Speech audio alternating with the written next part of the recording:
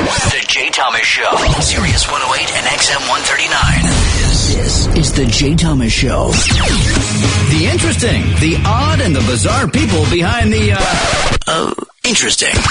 The odd and bizarre stories. Jay gets in it, stirs it up, and spits it out. He's a professional. It's all here on The Jay Thomas Show with Rodney Lee Conover, Julie, Madison, Kevin Meaney, Garrett and Christina, and Ira the Weatherman. This is The Jay Thomas Show.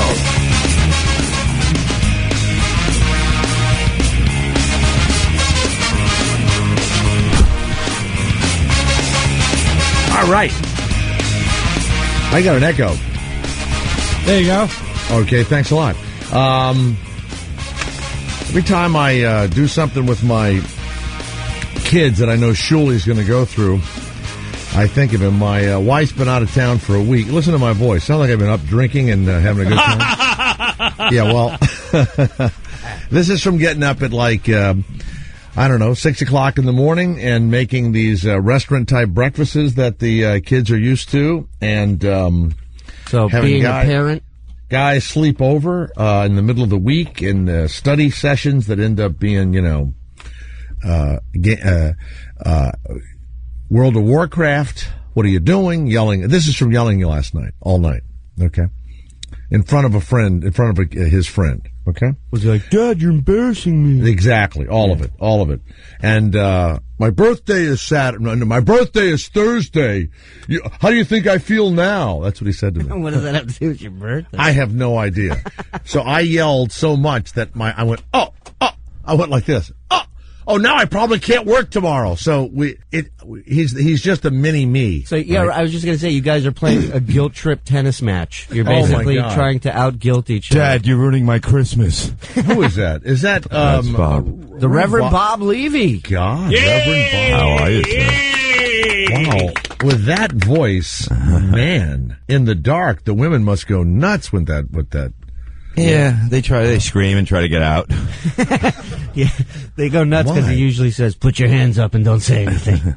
Yeah, man, that's I didn't realize how deep your voice was. Well, that's because I stopped smoking and I'm smoking one of them metal cigarettes now. I don't know what made Ira the Weatherman laugh. I have no idea. The spirit of Ed McMahon. I know. Did you see that Corey Haim passed away? Yes. Did y'all talk about this? I'm wearing my black armband right now. God, don't you know Corey Feldman's going, yes, yes, please, finally. You're telling me all the news organizations didn't have that headline in storage, just waiting. And he had a drug-induced coma or stroke a few years back. Yeah, that's when you do so many drugs that you get a stroke. That's when you should stop. That's when you go, okay, that's my limit. Right, the stroke hit. Yes. When you give yourself now, Bob, have you ever come close to ODing? You got that coke throat going. You really do. I panicked a few times. My heart beat a little. I once broke a tooth on a Coke bag trying to open it in Canada, but that's about the worst thing that happened to me. Jay, he calls me to his room. I come to his room and he goes, "Look at what happened to my tooth." And his tooth is chipped in half, and he goes, and I go, "How'd you do that?" And he tries to lie to me. He goes, "I was biting my fingernails." I go, "What are you made of, stone? Like, how do you chip your tooth on a fingernail?" And then he just put his head down and he goes, "I was trying to get the bag open and blow." I mean, they really put knots in those bags these days. It's really bad. Corey Haim has been in and out of rehab 15 times. Jeez. He's been in rehab more than Dr. Drew. And he moved to Toronto in 2004. That's where I broke my tooth. It's true. One of my favorite Coke stories from Bob is, didn't you call 911 once on Coke? Yeah. Oh, no. I was in Florida doing a gig, and it was like 3 in the morning. I'm drinking, doing blow, and I thought I dialed 411 looking for an after-hours club. And I called 911. They go, "You just called the police, you idiot." So I don't use the phone anymore at night. Oh, my God. People wonder why I never tried Coke. It is bad. They, out in the Channel Islands out here off of Santa Barbara, the Coast Guard sees a boat that's tied up and looks like it's not moving or whatever, and these islands are a national park. The helicopters fly over and they see 4 guys on the beach, apparently stranded, and not a sailboat, but a motorboat. And they have like 20 gas cans with them strewn all over the beach. When they swooped down, they got them for $1.5 million a pot, Shuli. Damn.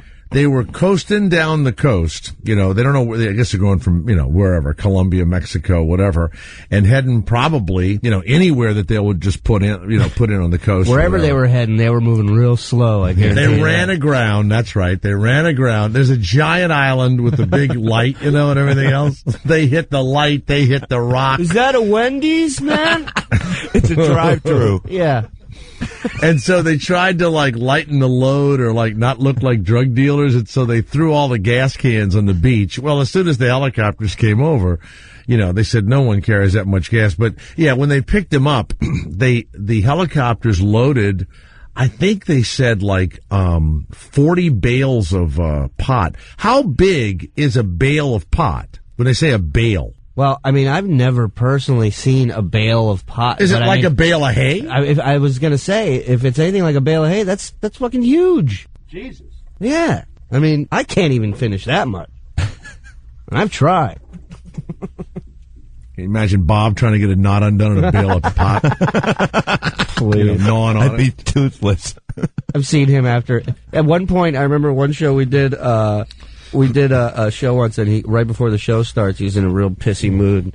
Oh, and really? Yeah, right. And he goes, when you get out there, he's like, do 10 more minutes and ask if anybody's got blow. And I go, you want me to stand on stage and ask, does anyone have coke? It works sometimes. Sometimes. Now, do you worry at all that perhaps your life is just, spiraling down, Rev Bob? No, actually, I'm clean now. Did you have to go to therapy and all? No, we're talking about weeks ago. Shirley's talking about now. I've been clean for a while now, so I'm pretty happy. Were you unhappy? What I don't get is, and I say this all the time, is why don't you just do a little bit of it, and not go? Do you have to do a lot of it? No. I just do a little to keep me awake, because by the time we fly to St. Louis, and you got to go on stage and meet and greets and all that, you get tired. Exhausting. Yeah, exhausting. That's right. And now, of course, that keeps you awake. Yeah. So it's actually a horrible cycle you're in. The coke keeps you awake, and you're doing it so you don't fall asleep, and then you can't fall asleep because you've done the coke. Then you masturbate until you pass out and you hurt your penis. You wake up in the morning and you look at your penis and you're like, what did I do to you? Hey, I want you guys to, I don't know how you find it, but last night on, I have Cox Cable, I have On Demand. So in between serving meals at the house and wondering when my wife was going to come home, I rested for a moment with my apron on, and I sat down and I said, and I was looking through the classic movies, and it had a 1971 movie of Richard Pryor at the Improv. Wow. It's so old that, and I started at the Improv probably 10 years after this thing was taken. This had to be like 70 or whatever. They used to put the menu over the stage. Did you know this? No. So while you were performing at the Improv, it would have the dessert specials, it would have the food and everything on the stage, handwritten over your head. So it's Richard Pryor, 1971, and it cost $1.99 to rent it. That's all it cost. He is on there for an hour, and he keeps saying how nervous he is because they're filming it, and he dies. He is terrible. And as you're watching it, you see all the material that years later became, his hallmark of his classic stuff. And I didn't smile one time. I mean, there was not a joke, a chuckle, nothing. And the audience laughs, but it's really weird. And you have to go out of your way to find it, I guess. But Jay, how in the hell was he not funny? And as I looked at it, I thought, that reminds me of me at the Improv.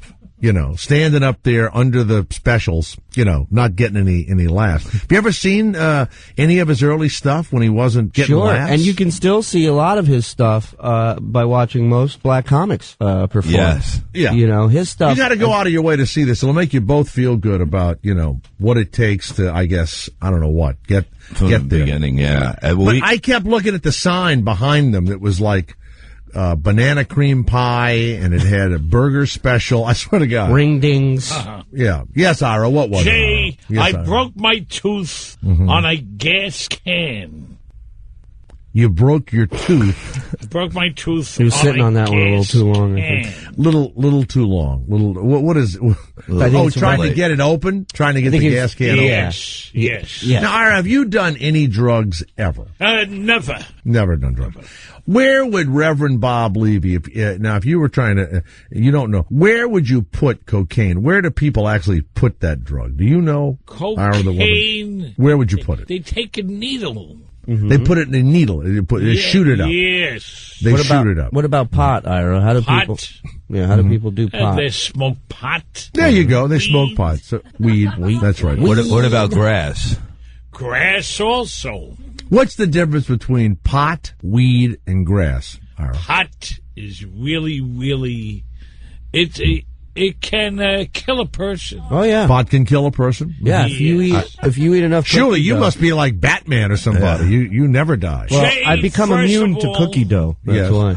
Jay, first of all, I want to welcome back Shuli. Thank I you. want to wish him Mazel Tov. Mazel Tov, Shuli. Now, he had a baby. He had I know, Jay. But wait a minute. It was cesarean section, and we were all shocked to hear, where does the baby come out? If it doesn't come out of the vagina, Ira, and it's cesarean section, you told us on Friday, where does it come out of?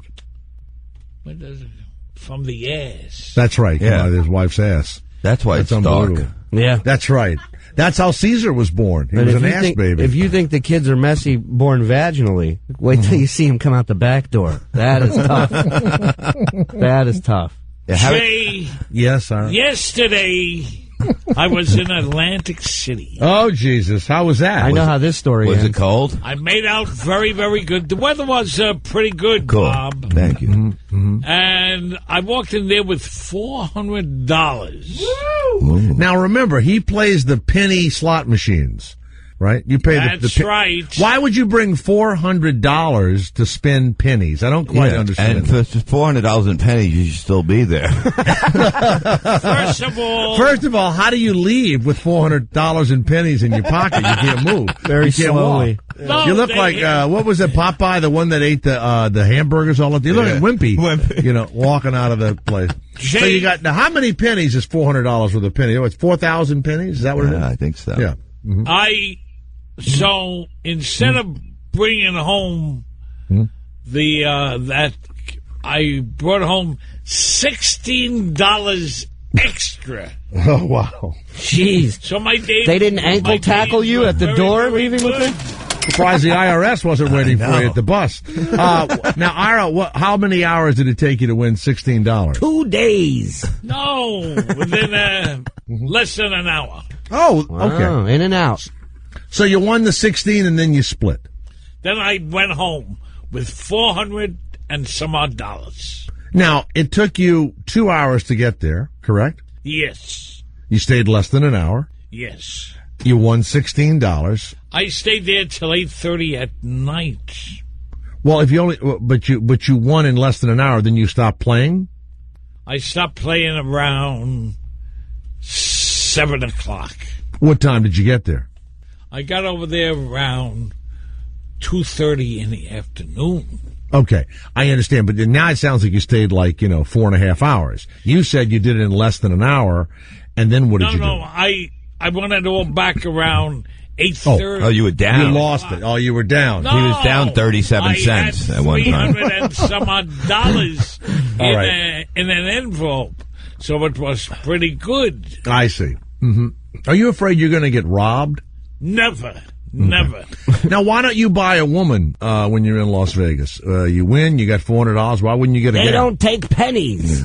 They don't. maybe Las Vegas. I've never been in Las Vegas. I hate my compassion to Yonkers. I don't like it one bit. It's videos. Mm-hmm.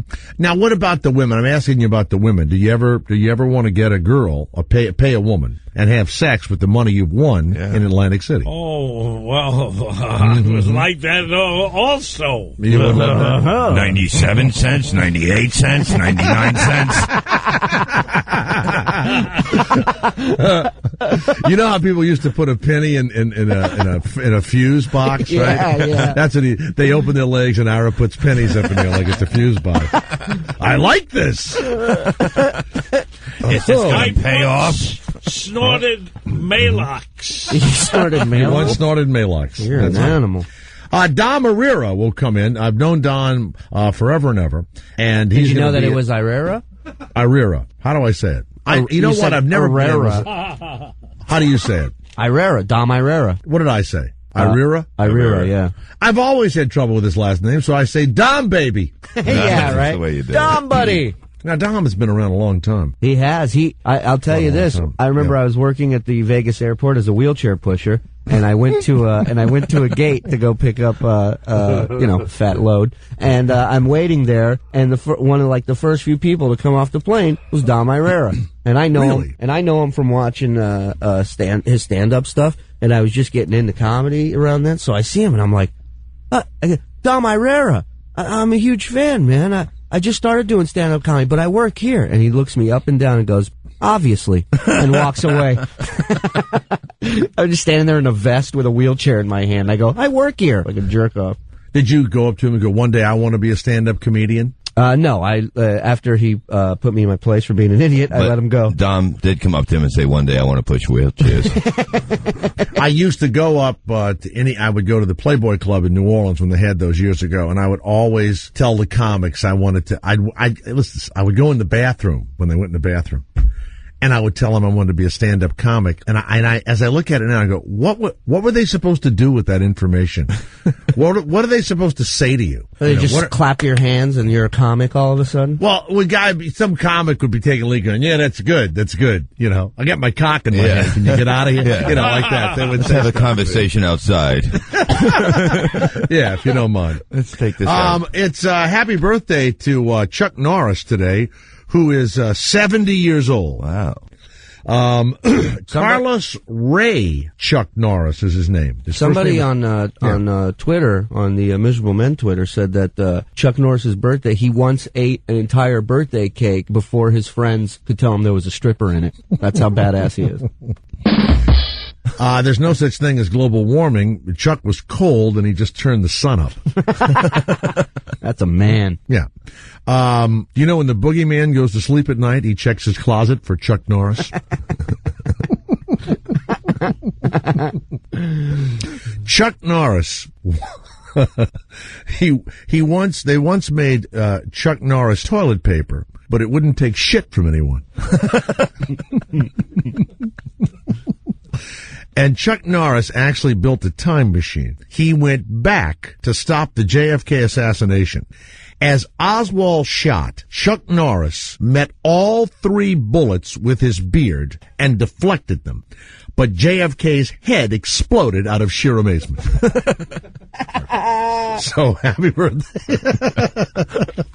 Happy birthday to Chuck Norris. So now, Rev Bob Levy, what's going on in your life? Do you make a decent salary being a part of this Stern thing? I mean, if Howard quits and leaves radio, what happens to all of you straggler, hanger-on types? Well, first we cry. Yeah. That's what we call you, by the way. Straggler, hanger-on types. I don't know if you know this about Barnacles. the industry. Barnacles. Yeah, Like barnacles. if Howard quits, I just go on. Right.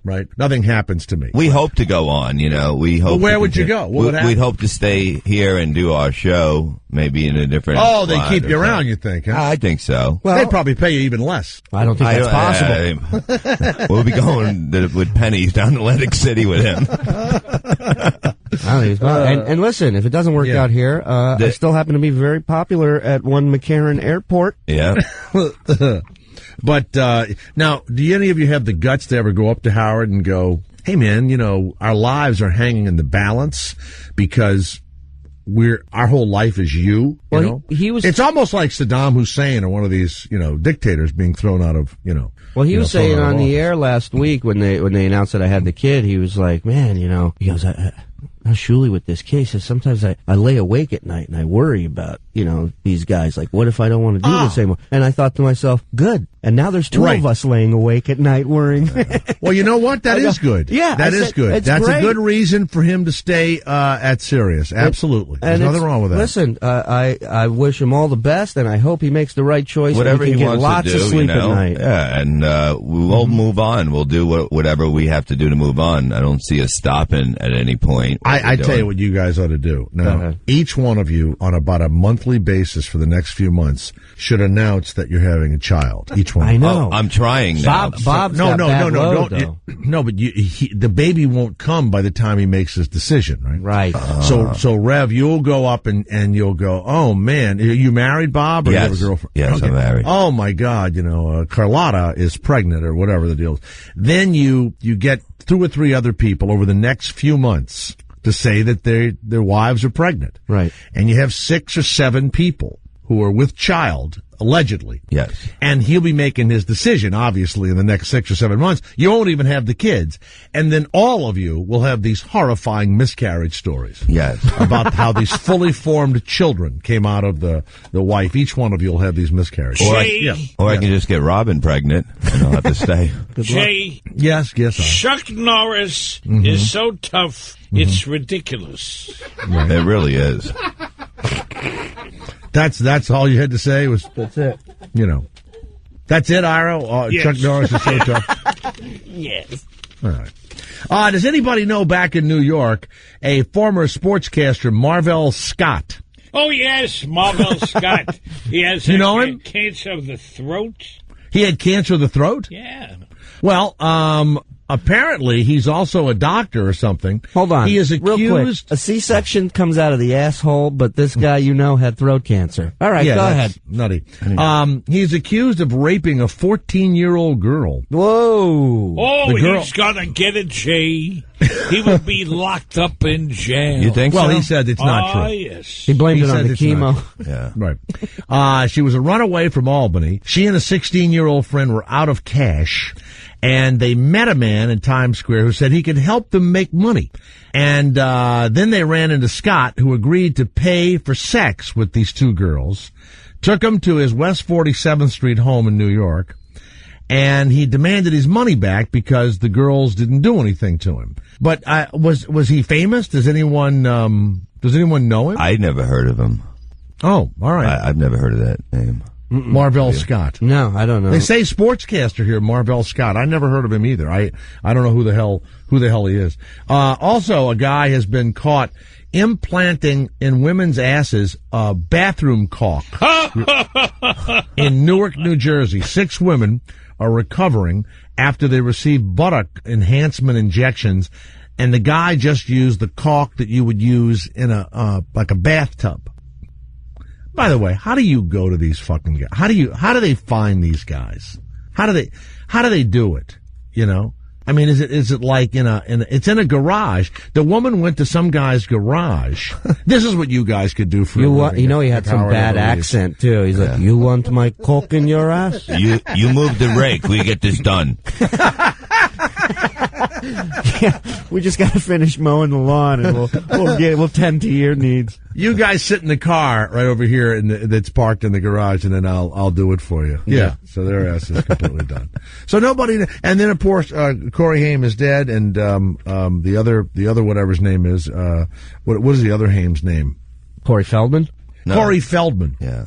I mean, it has to be some happiness for him, doesn't it? I mean, there has to be some. Because they were like twin, like they were connected Yeah. to the career for years. Those Terrible, 2. right? Yes. Yeah.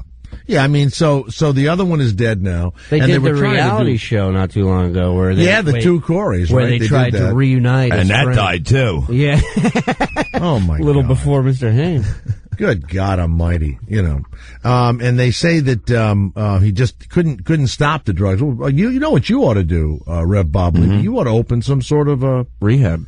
Absolutely. Yeah. Well, I actually have one sort of at my house. I'm helping. High-pitched Eric, he has living at his house lately. For the No, come on. Yes, yeah. I've taken him off the streets, and I've gotten him a job, and he's on another job audition today. And we audition for what? He's going to work at like a restaurant at a. What is it? What do you call it? Do they know he's the famous high-pitch Eric? Oh, yeah, he knows the general manager. He's going to be working in the 7 Seas. No, he's not. No, but all you'd have to do is say hi to him, and then you'd know it in a second. But everybody knows him from his voice. So is he coherent enough to be a greeter at a restaurant? Yes, totally. I mean, well, that's good. It's like Stuttering John with Jay Leno, right? Yeah, but Eric has his little problems, but I don't know what it is he has, but I would say it's sort of like having a 5-year-old around. So he's mentally deranged. I think a little slow. And Is he slow? A little bit. Yeah. Slow. Now you have a wife, you say, in the house with you? Yes. And you have any children with the wife? No, we're working on that now. So you and the wife, and then high-pitched Eric in the morning comes out of a room, and you sit around a table. Bob! I just made coffee, Bob. Yeah. So no, and then he goes to work. He works at the house behind me. I got him a job with the guy doing the work at the other house. So, well, that's very nice. That's very kind of you. And I'm trying to get him his life back together because he's done some bad stuff and he robbed some people. I'm making him pay them back and everything. What do you mean he robbed people? Well, tell the catering story. Well, he ripped off these guys. We know they had the restaurant out in Jersey, and then they do catering as well. So he contacted them. And they knew him from the show, and he asked them if they could cater his sister's birthday or wedding or something. So they agree to do it. They come down, they cater the event, then they give him a ride back home after the event, the guys personally. He writes them a check. Now, keep in mind, he's gotten cash for this catering from people. From his sister or whatever. From his sister. Yeah. Kept the cash, wrote them a check out of an account that he knew was closed. And basically stiffed him for like $600-700. That's theft. That's. I mean, he. And that's just one of many stories. Yeah. So he's been pretty much of a scumbag most of his life, and now. So he's a thief and a paper hanger, as they call him. Yes. I'd never have that kind of. You see, Ira. We have Ira. Mm-hmm. Ira would never do anything illegal or untoward. No one would. And no caterer would take pennies. Never. Never. So you got this forger, this illegal check passer in your house right now. Yes. And he's been fine. I told him if he gets 3 strikes, I'm taking him out in the yard and going to give him like a beatdown, like in prison, because that's where he's going to go. So he's learning his lesson. And now, do you worry that he'll steal from you? Not at all. I put my wallet. That's what I say, Ira. I put my wallet where it always is. My money's right there. Leave it out. If he takes it, I cut his hand off. He's got to learn. Does he do drugs? Does he have some sort of a problem? He has no problem at all with any. So drugs. He's just a thief on his own. He is a retard savant. Bob, if you put down $200 right now on right over here, I would grab it.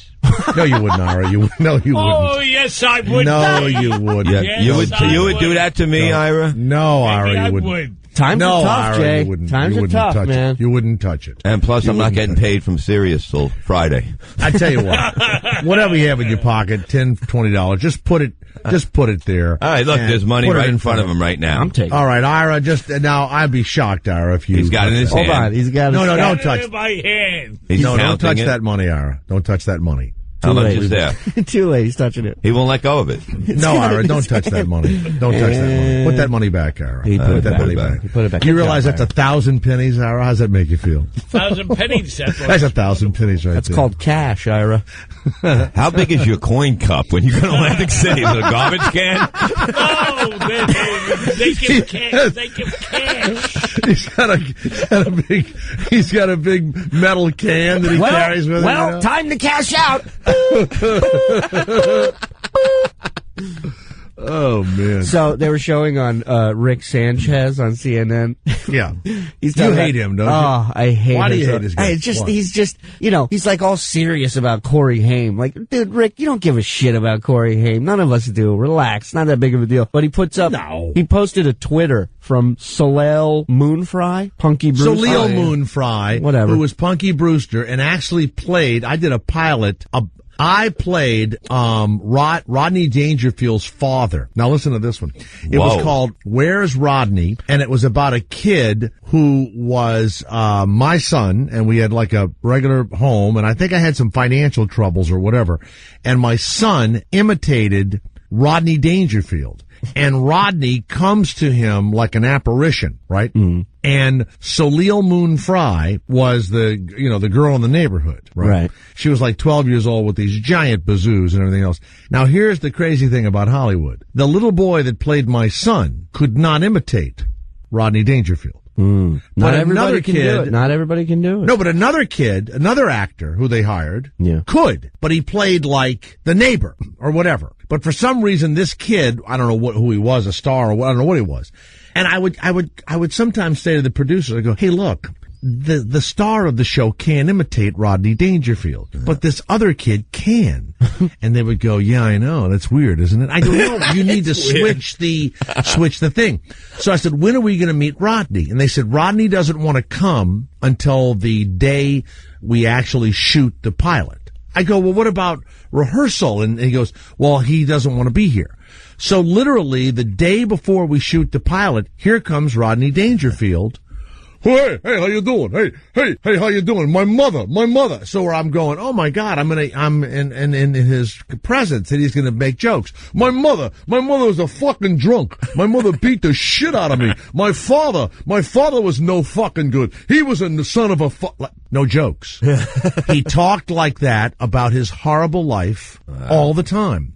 It was the most depressing, 2 days of my life. And he brought this blonde bombshell with him who was, like out of a movie. And he goes, hey, get over here. Can you get me something? Or what the fuck are you going to say? Yeah, no, I'm not kidding. It was wild. And Soleil Moonfry was, now of course it never went anywhere. I bet you if you go online and type in Where's Rodney, you'll see the description of that pilot. Now does she still have, now she's what, 40 years old now? Soleil Moonfry? Yeah. She's gotta be, right? Yeah. And she had whatever happened to those giant boobs? She had breast reduction. What? Yeah, which is why I hate her. Right. She was Punky Brewster. How selfish can you be to take that away from us? Did you watch Punky Brewster? Of course. Yeah. Well, of course you did. She ended up on an episode of Friends toward the end. As what? She was one of Joey's girlfriends that punched him too hard when she joked around. Mm-hmm. She'd do like, hey, and rabbit punch him like 100 times.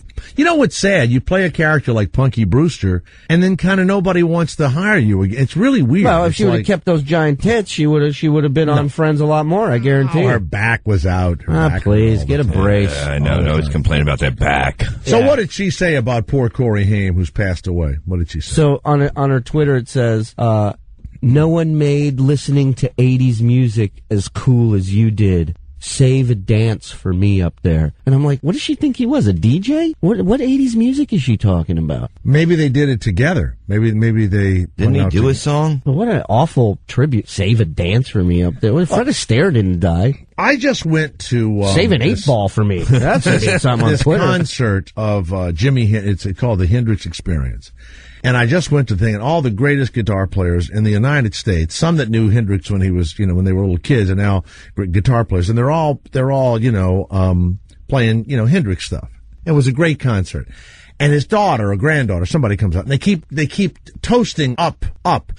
I turned to this guy next to me. I said, don't you think they should be like looking down? Don't you think Jimi Hendrix is in hell? I mean, don't you think that Jim Morrison is in hell? Don't you think Corey Haim is burning in hell right now? I mean, they didn't bring joy to their families. They were destructive. Yeah. I mean, who goes to hell? I mean, only Hitler is in hell? That's it? Just one guy. It's like, where the hell There's is like 4 everyone? guys in hell. There's nobody's in hell. There's no fucking penny slot machines here. This sucks. Yeah. I mean, now, let me ask you a question. Bob Levy, do you think Corey Haim is in heaven or in hell, if there is such a thing?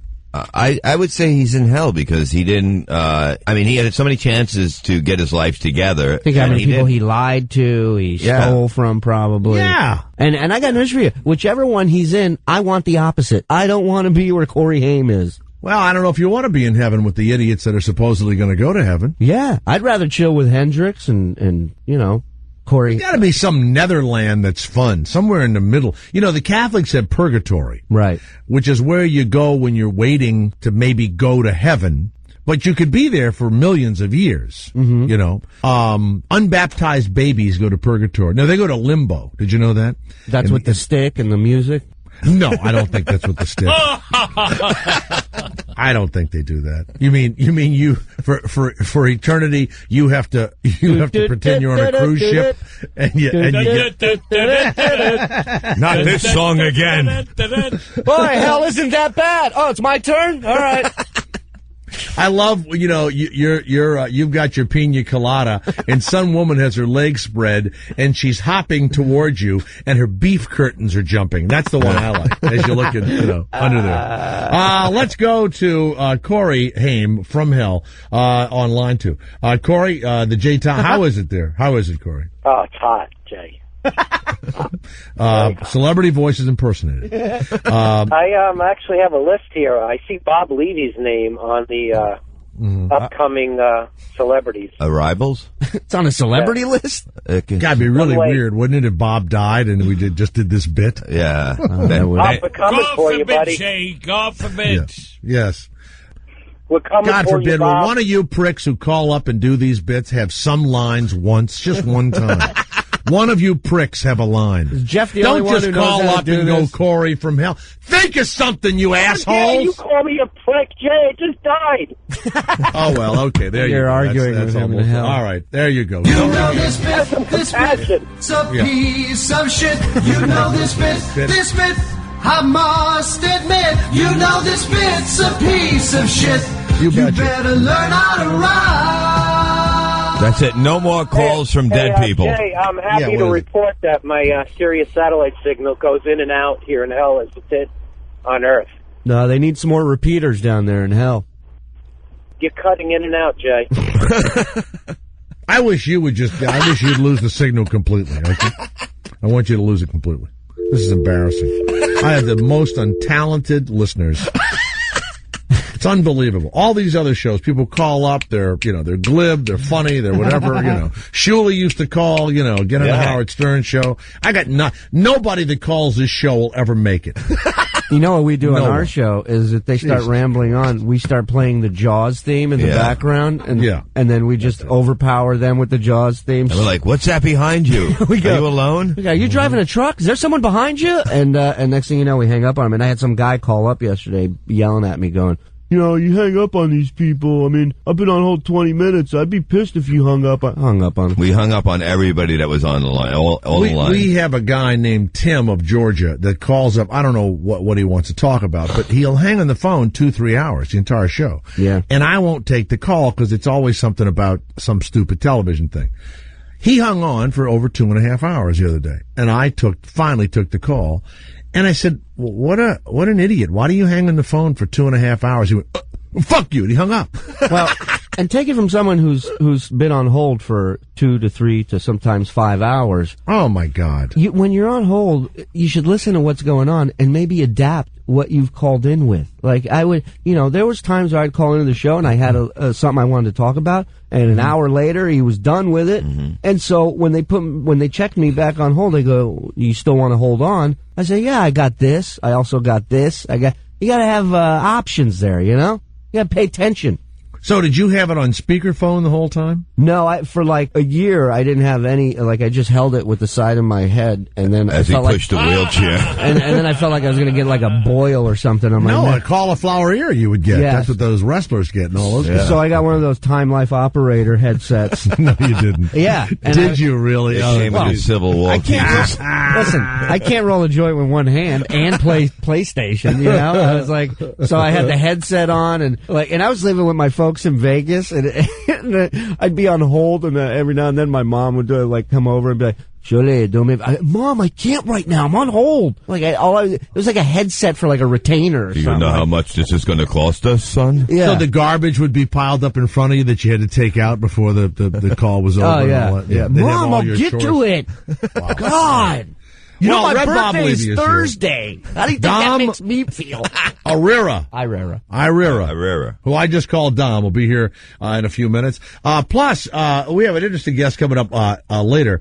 This is a guy who has written a book about the dumbest thing that God has told people to do. He's made a list of what people have told that they say that God has made them do. I heard one of them today. Yeah. So, what? Well, it was, Howard had this Tiger Woods, Mistress Beauty pageant today on his show. How many did the real ones? You know what? 4? I got to take a break. We'll come back and talk about it. All right. It's the Jay Thomas Show. Bob Levy is here, and Shuli. Well, it happens to all of us. I am being audited today.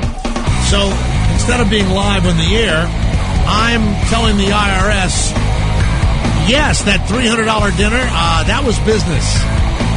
And the lap dances. That was business. Jay Thomas.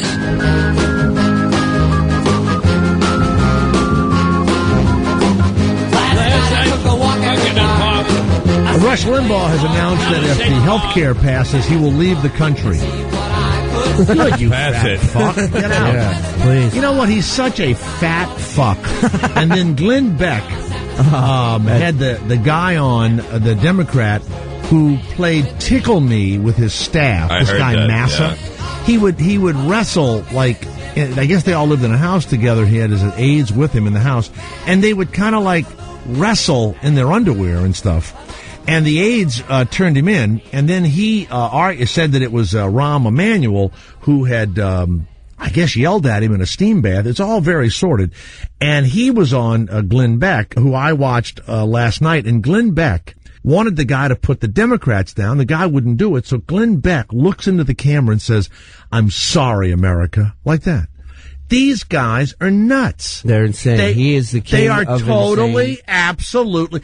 And you know, people listen to me, whoa, I love, but what do you love? They are absolutely nuts. They're incredibly wealthy. They don't give a shit whether you live or die. They could care less. And Rush Limbaugh is a drug-taking, fat fuck. That's it. He plays golf in the morning, farts around for 2 or 3 hours, and then takes his $100 million contract and just laughs in your face. It's unbelievable. It's why I think radio is the easiest thing to get into. Rush you need Limburg. no talent. Jay. Not Limburger. Rush Limbaugh. Oh, Rush Limbaugh. Yeah. He's a cokey. No, he doesn't No. do cocaine. He doesn't do cocaine. He's an oxy cocaine. Yeah. Anyway, I'm sorry. Yeah. I just saw that Rush Limbaugh said he's going to leave. Leave. Get the fuck out, you. Rush Limbaugh, he's on, I think, WABC radio. Yes. Yeah. He got fired a few times. No, he didn't. Or he got laid off. No, he never got laid off. He took OxyContin and he couldn't hear. And I think that the cleaning lady did time. Did you know that? The woman he got the money from, he got the pills from or whatever. The amount of pills was ridiculous. What's amazing to me is that you wouldn't want to be in these people's company for 5 minutes and they're screwed up. And why is Glenn Beck dressed in a Nazi uniform on the cover of his book? What does that mean? Do you know? I don't know. Have you seen the cover of his book? Maybe he just pulled it out of his closet. No, I swear to God, go online and see the cover of his book. He's in a Nazi uniform. He's wearing not Nazi, it's Russian. It's this crazy uniform. So anyway, what were you saying, Shuli, before I saw this Rush Limbaugh thing? Go ahead. Well, you were mentioning stuff about, Oh, look at it. There it is. I just saw the What is that? picture. It's like a Russian, it's like a Russian military outfit. Could be German. No. But what is that? What does it mean? Maybe that, I don't know. You know who worked with him? Communists? You know Kid Kelly that runs Hits 1. He worked with Glenn. I think Glenn Beck was the general manager or something in the morning guy at a rock station in Hartford. Mm-hmm. Go sit with him and talk about Glenn Beck. What's that? Glenn Beck. We learned today, I think Steve Langford's doing the story for the Howard 100 News, that Jessica Hahn used to co-host a radio show with him in Arizona back in the day.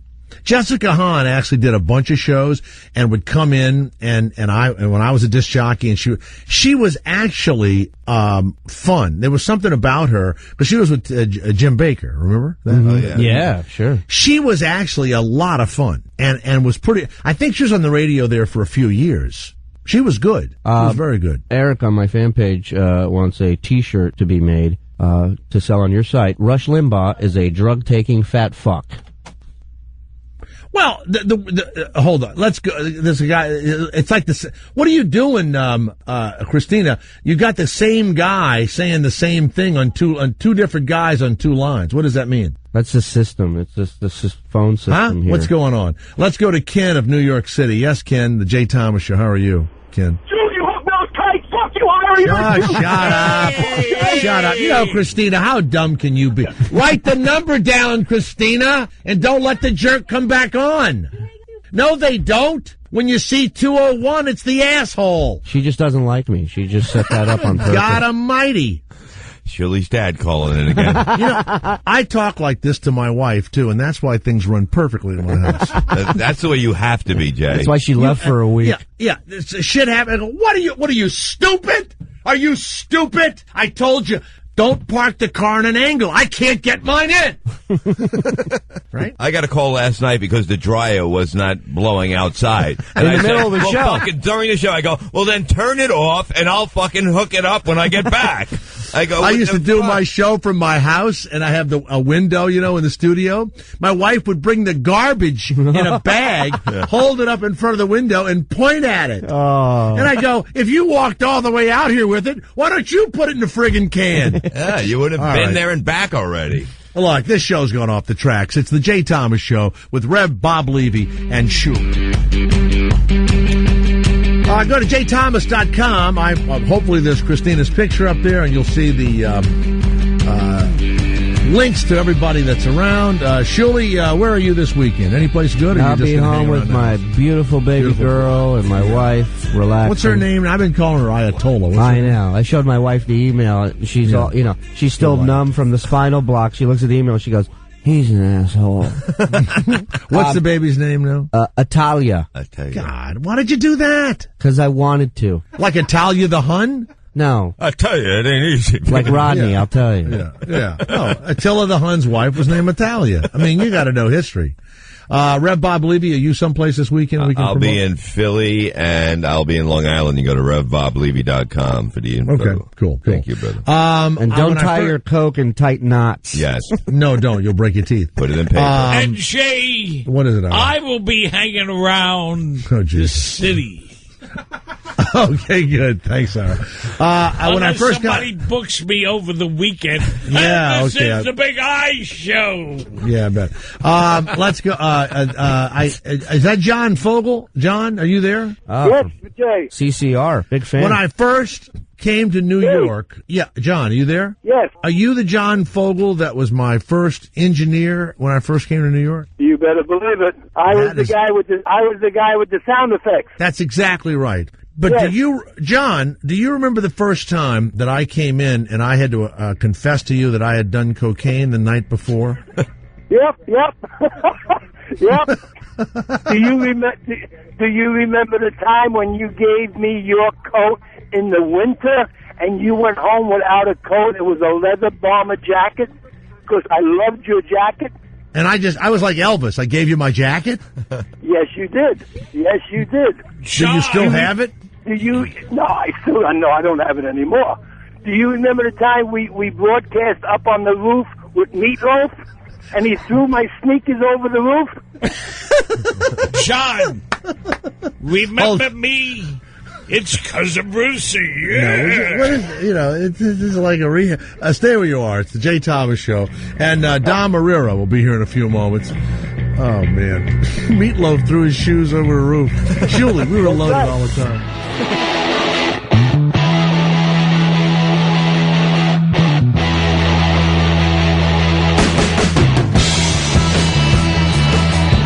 As we reminisced there for a few minutes, Shuli, I decided not to continue that conversation. You guys got into it. It was like, hey, remember when this happened? Remember when that happened? But we didn't remember. Neither one of us remembered anything. I would remind him of something he didn't remember that he would remind, and I don't remember anything. Nothing at all. Director Kevin Smith has rejected an apology from Southwest Airlines because they didn't apologize properly. He says... What'd they say? Sorry, you fat ass. He says that he admitted he is portly, and he passed the armrest test, and he could buckle his seatbelt. The airline is refunding his fare, but they are not apologizing and saying that he wasn't too fat to fly. Can you imagine that this guy wants a certain wording? Now, he weighs, 350 pounds or something. That's big. That's big. He's huge. Yeah. And he wants them to say he wasn't too fat to fly. And they're apologizing for throwing him off the plane because he had bought 2 tickets. You know that, right? Yeah. He had bought 2 tickets. So, but he wants a full page ad in the newspaper or, whatever. But you are too fat. Now, what I want to know is he's got the gorgeous model wife, right? Wait a minute, hold on. What's he going to give us for Clerks 2? What do I get for watching that piece of shit? Huh? What did he just direct that he went out of his way to say he only directed it for the money? The Bruce Willis, Tracy Morgan movie? He directed that? Yeah, he went out of his way to tell everyone he didn't write it, and he just did it for the money, almost like saying, look, it's a piece of shit. Scumbag. I know it's a piece of shit. It didn't look like it would be good. I guess Bruce Willis must want a new, I don't know what, a new Ferrari or something. So I don't know why they do these movies. And then Tracy Morgan, he looks like something's wrong with him, doesn't he? He's got like that kind of face, the kind of like, is he funny, by the way? Is he a funny stand-up, Tracy Morgan? I think he has his moments, man, because he's so graphic out there, and he's so out there that it's fun to see. It's funnier for me to see the audience reacting to it than actually listening to a stand-up. You know what I mean? Like he's just he fucks with people, and I love that. Jay, yes, Ira. All this coke talk brings a tear to my nose.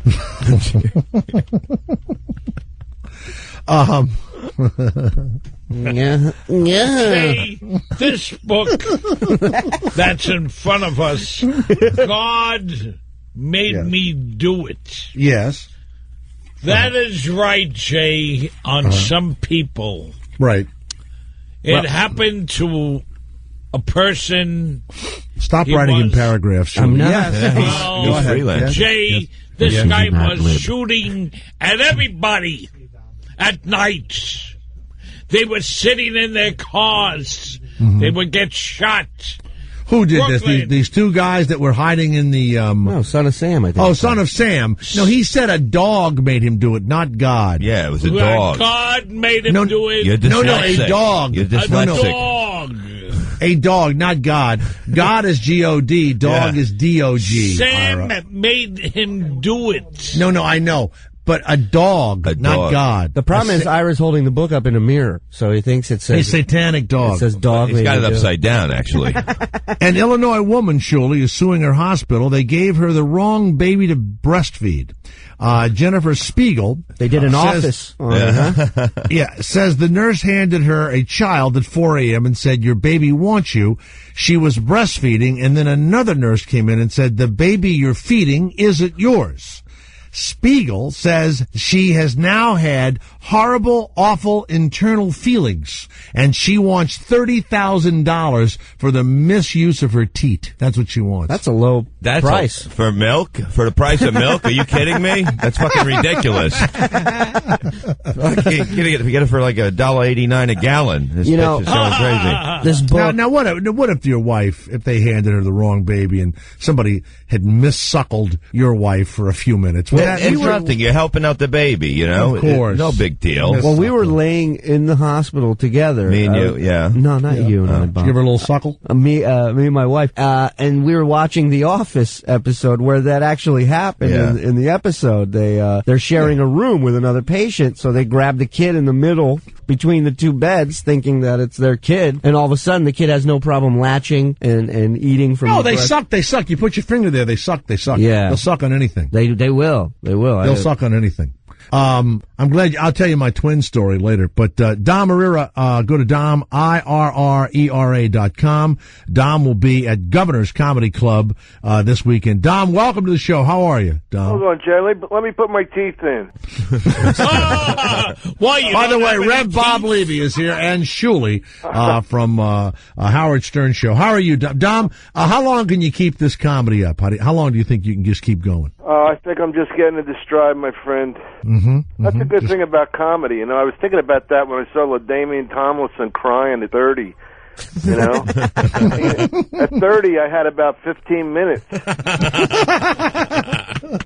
know, so yeah, I love doing it. I mean, a lot of these guys, you know, they get bitter and angry because they're not at the top of everything. And a friend of mine calls me from Turkey on a cruise, and he's bitching about being lonely and stuff. I go, you know what? Have you ever tried working for a living? Exactly. You ever tried coal mining, my friend? You know, so no, I love doing it. Dom will be at Governor's Comedy Club this weekend, nominated 6 times for the Academy American Comedy Award. Now, have you ever won one of those? Never won one. I lost to some of the greats. I lost to Carrot Where Top. is Governor's Comedy Club? It's in Long Island. Who's my one with Bob Levy? No, that's Bob Levy's there. That's our weatherman. Yeah. Who will burst out and do the weather at any moment. Where are you right now, Dom? I'm in L.A. What's the weather in Los Angeles, our the weatherman? It's around 67 degrees. There you go. Perfect. I don't know. I have that comedian thing. I have I open up the blinds. I look through. It's a beautiful sunny day. I turn them down. I take a Xanax, have breakfast, to go back to bed. Exactly. That's what every comic does. There's man. no reason to be out in the day. No, I'm like So Lazarus. you were in the middle of saying that you were beaten on the American Comedy Awards by some of the Carrot greats. Top. I lost to some good guys, but I lost to Carrot Top. You know, there's a couple of guys, you know, lost fair and square, but, you know, like Lou Black's a friend of mine, Louis Black, and it was me, him, and Dave Attell were up for it. Now, Louis was on Comedy Central and on Stern, so we knew he was going to win. So we just, you know, we made like a big joke about it, you know, because Attell says, yeah, I already bought a house in Malibu, I dropped my agent. You know, I'm going right, and you know, and we didn't care. But I mean, it was a funny thing. You know, the good thing about the Comedy Award is if you lost, you came back the next year, and they still gave you a limo and, you know, tickets and dinner. But if you won, you were like just punted outside. You know, it was actually better to lose. It's not like it did me a lot of good. I mean, look at Craig Shoemaker. Now, what is with Carrot Top? Did he plan on his face to look like that? What is that? Exactly? You know what he looks like? He looks like like in the carnival when you put your head in one of those Muscle Man things, and your body's, you know, like I mean, that's what I don't know what happened there. It's true. It's like the Spanish lady who's morphing into a cat, putting her head in one of those bodybuilder things. He's like our Michael Jackson. The way he is. He's definitely the redhead. He's on. I don't know if he is or not. He looks like he's on the juice physically, and then he had his face messed up.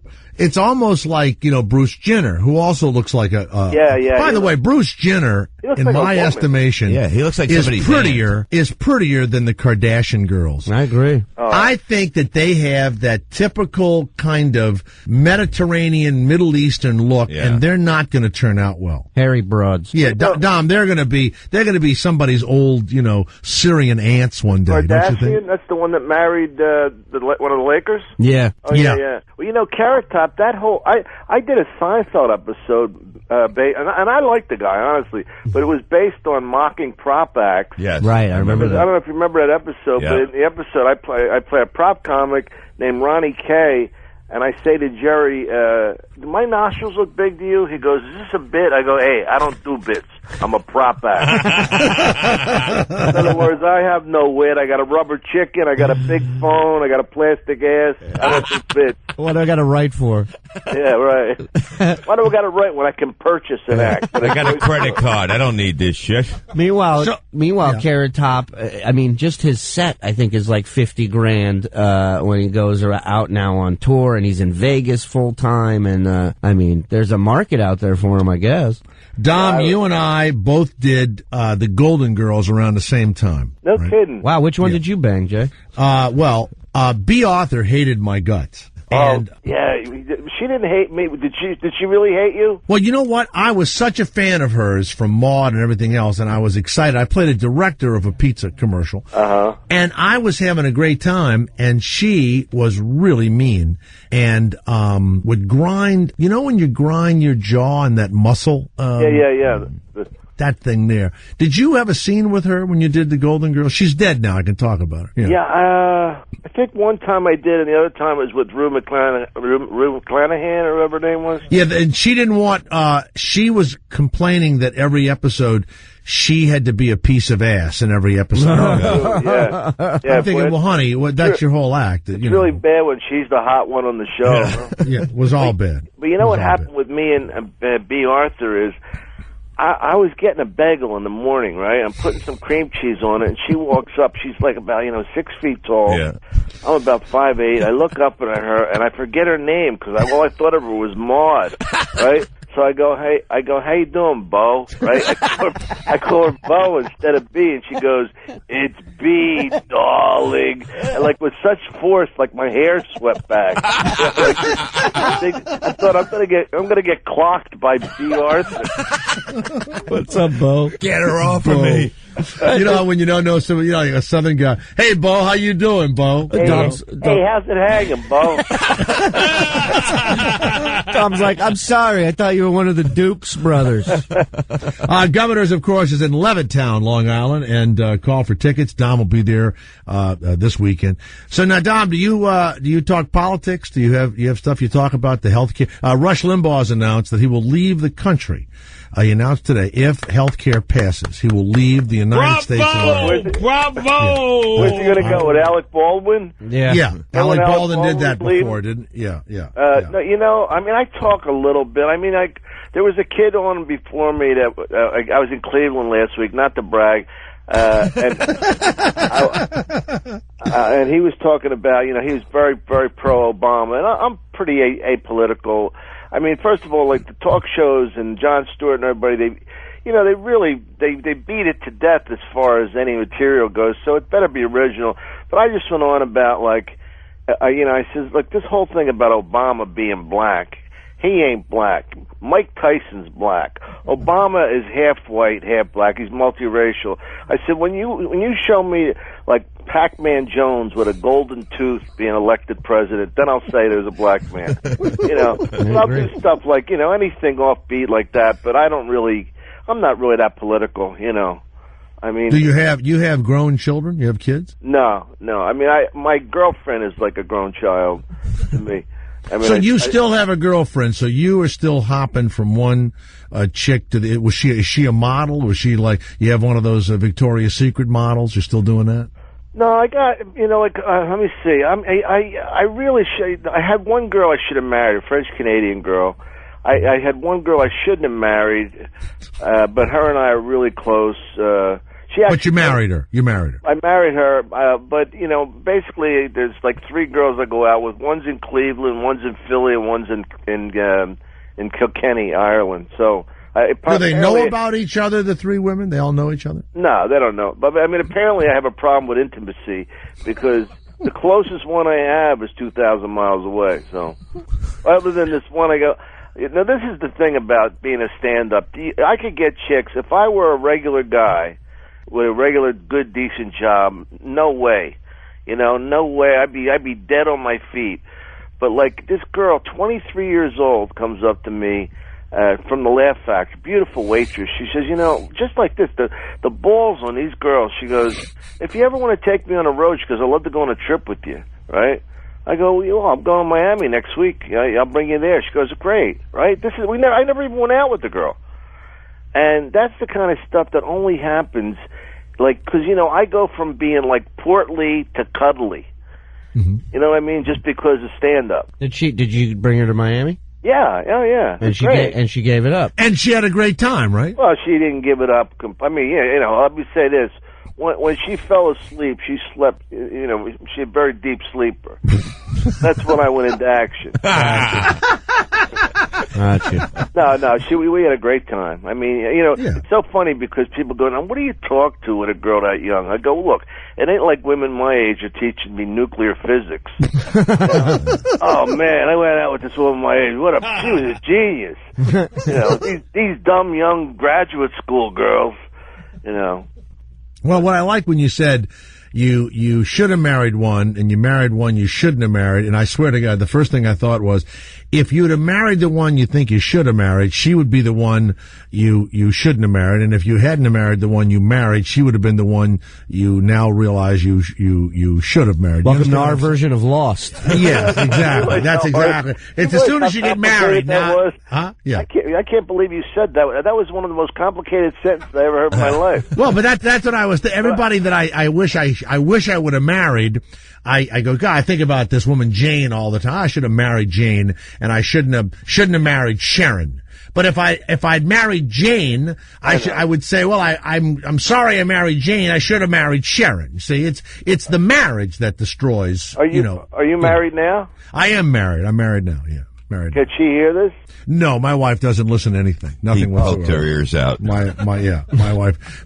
Yeah, she's deaf. My wife is deaf. She had an accident. Well, I'm coming.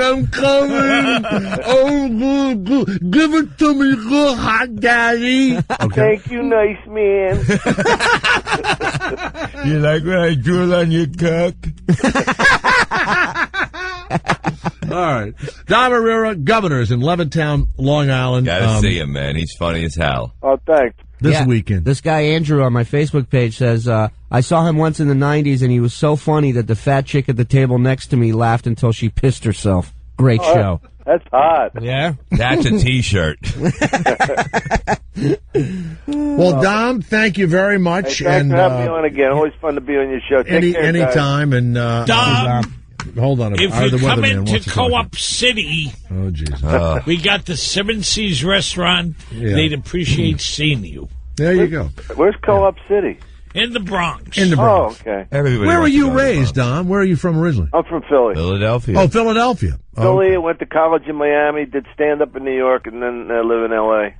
Hey, I was telling these guys that there's a on my On Demand, there's a 1971 film, but it's just Richard Pryor being filmed at the Improv, and he dies. I don't know how long it went on. I cut it off after 30 minutes.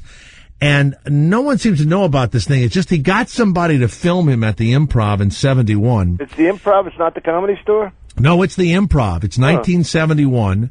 And do you remember, because I didn't start there until, years later, but do you remember that they used to put the menu over the stage at the Improv?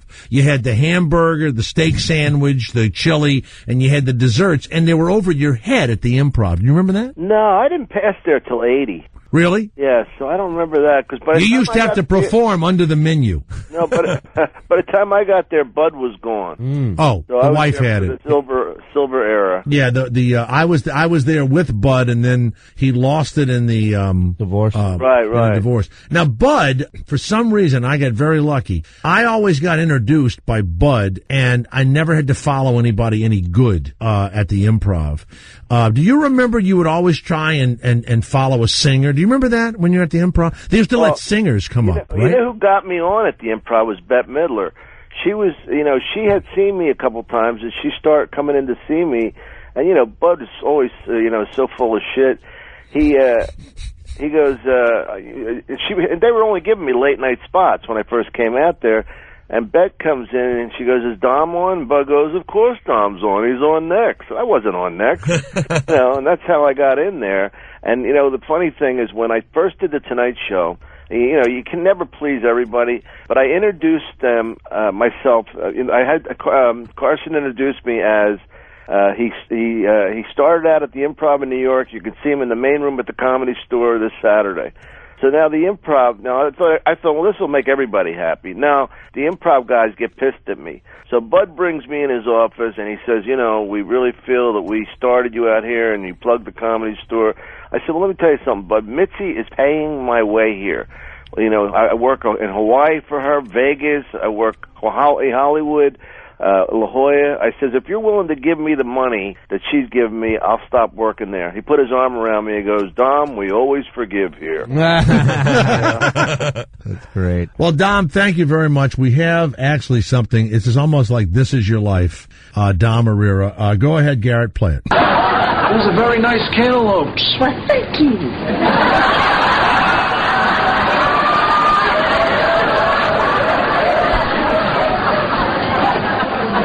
This one's right. And how do you tell, Dorothy? Well, you smell the tip of it. It's an old Sicilian method my mother taught me. Oh, Dorothy, dear. The best way to tell if a melon That was is ripe it? Just the is cantaloupe line is all you had, Dom? Well, actually, Roomies, Hold I on, have Dom, the that's best all you method said? of These are farm nice method. It works every cantaloupes? Oh, was that me? Yeah. That was you. Oh, Now nice. play it one more time, right? Garrett. He might Wait, come hold on back. one Hold on. Hold on a second. Yeah, you said these are very nice cantaloupes. That's all you said. Oh, that's what I said, melon. Hold on, melons. Hold on. What are you doing, Garrett?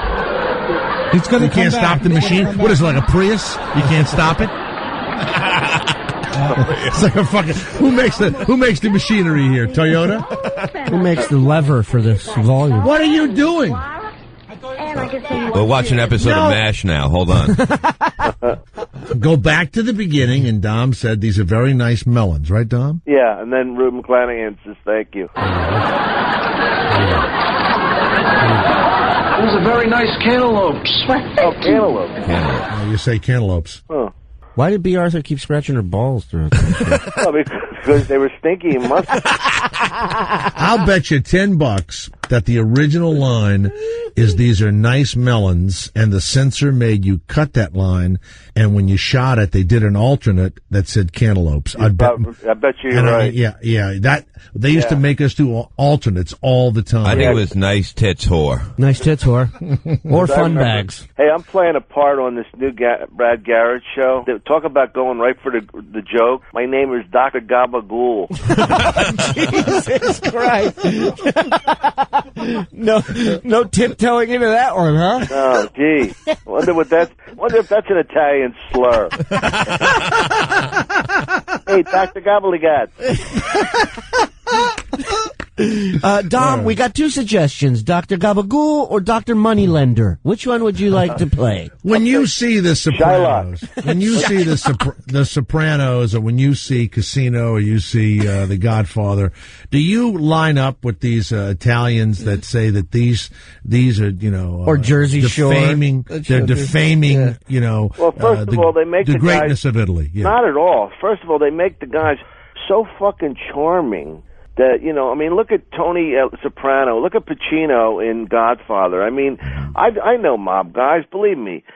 Some of them are witty and some of them are not that witty. It's like these guys, they make them heroes. So, no, it doesn't bother me at all. I mean, to me, it's like just part of being Italian. I mean, it's like a joke. That's like Muslims. Like, if every Muslim was a terrorist, we'd all be dead. And if every Italian was in the mob, it would be a tremendous army. I mean, I lived in a row home in a poor black neighborhood in Philadelphia. People go, "Was your family in the mob?" I go, "Yeah, we were undercover." We were working our way Now, how up. do you end up in a black neighborhood? How did your mom or your dad make that decision to move you into a black neighborhood? Well, it was because we didn't have any money and I didn't have a father. I promised myself I wasn't going to cry this show. You did it again, you son of a bitch. You owned me, you and Oprah.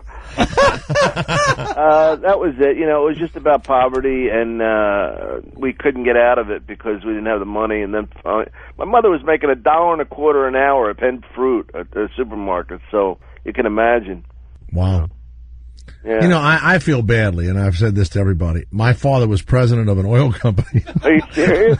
He was. I know. There's no reason. And, you know, I guess I didn't make it as a stand-up because I just was too fucking happy and wealthy, and I had a very comfortable, you know, but when I would go into clubs and I would hear comics talk, I really was. I was completely shocked that comics weren't a bunch of happy-go-lucky guys. Right. And I come from the South. I moved to New York, and yeah, I was in shock at people's lives and how pissed off they were off the stage. You know. Yeah.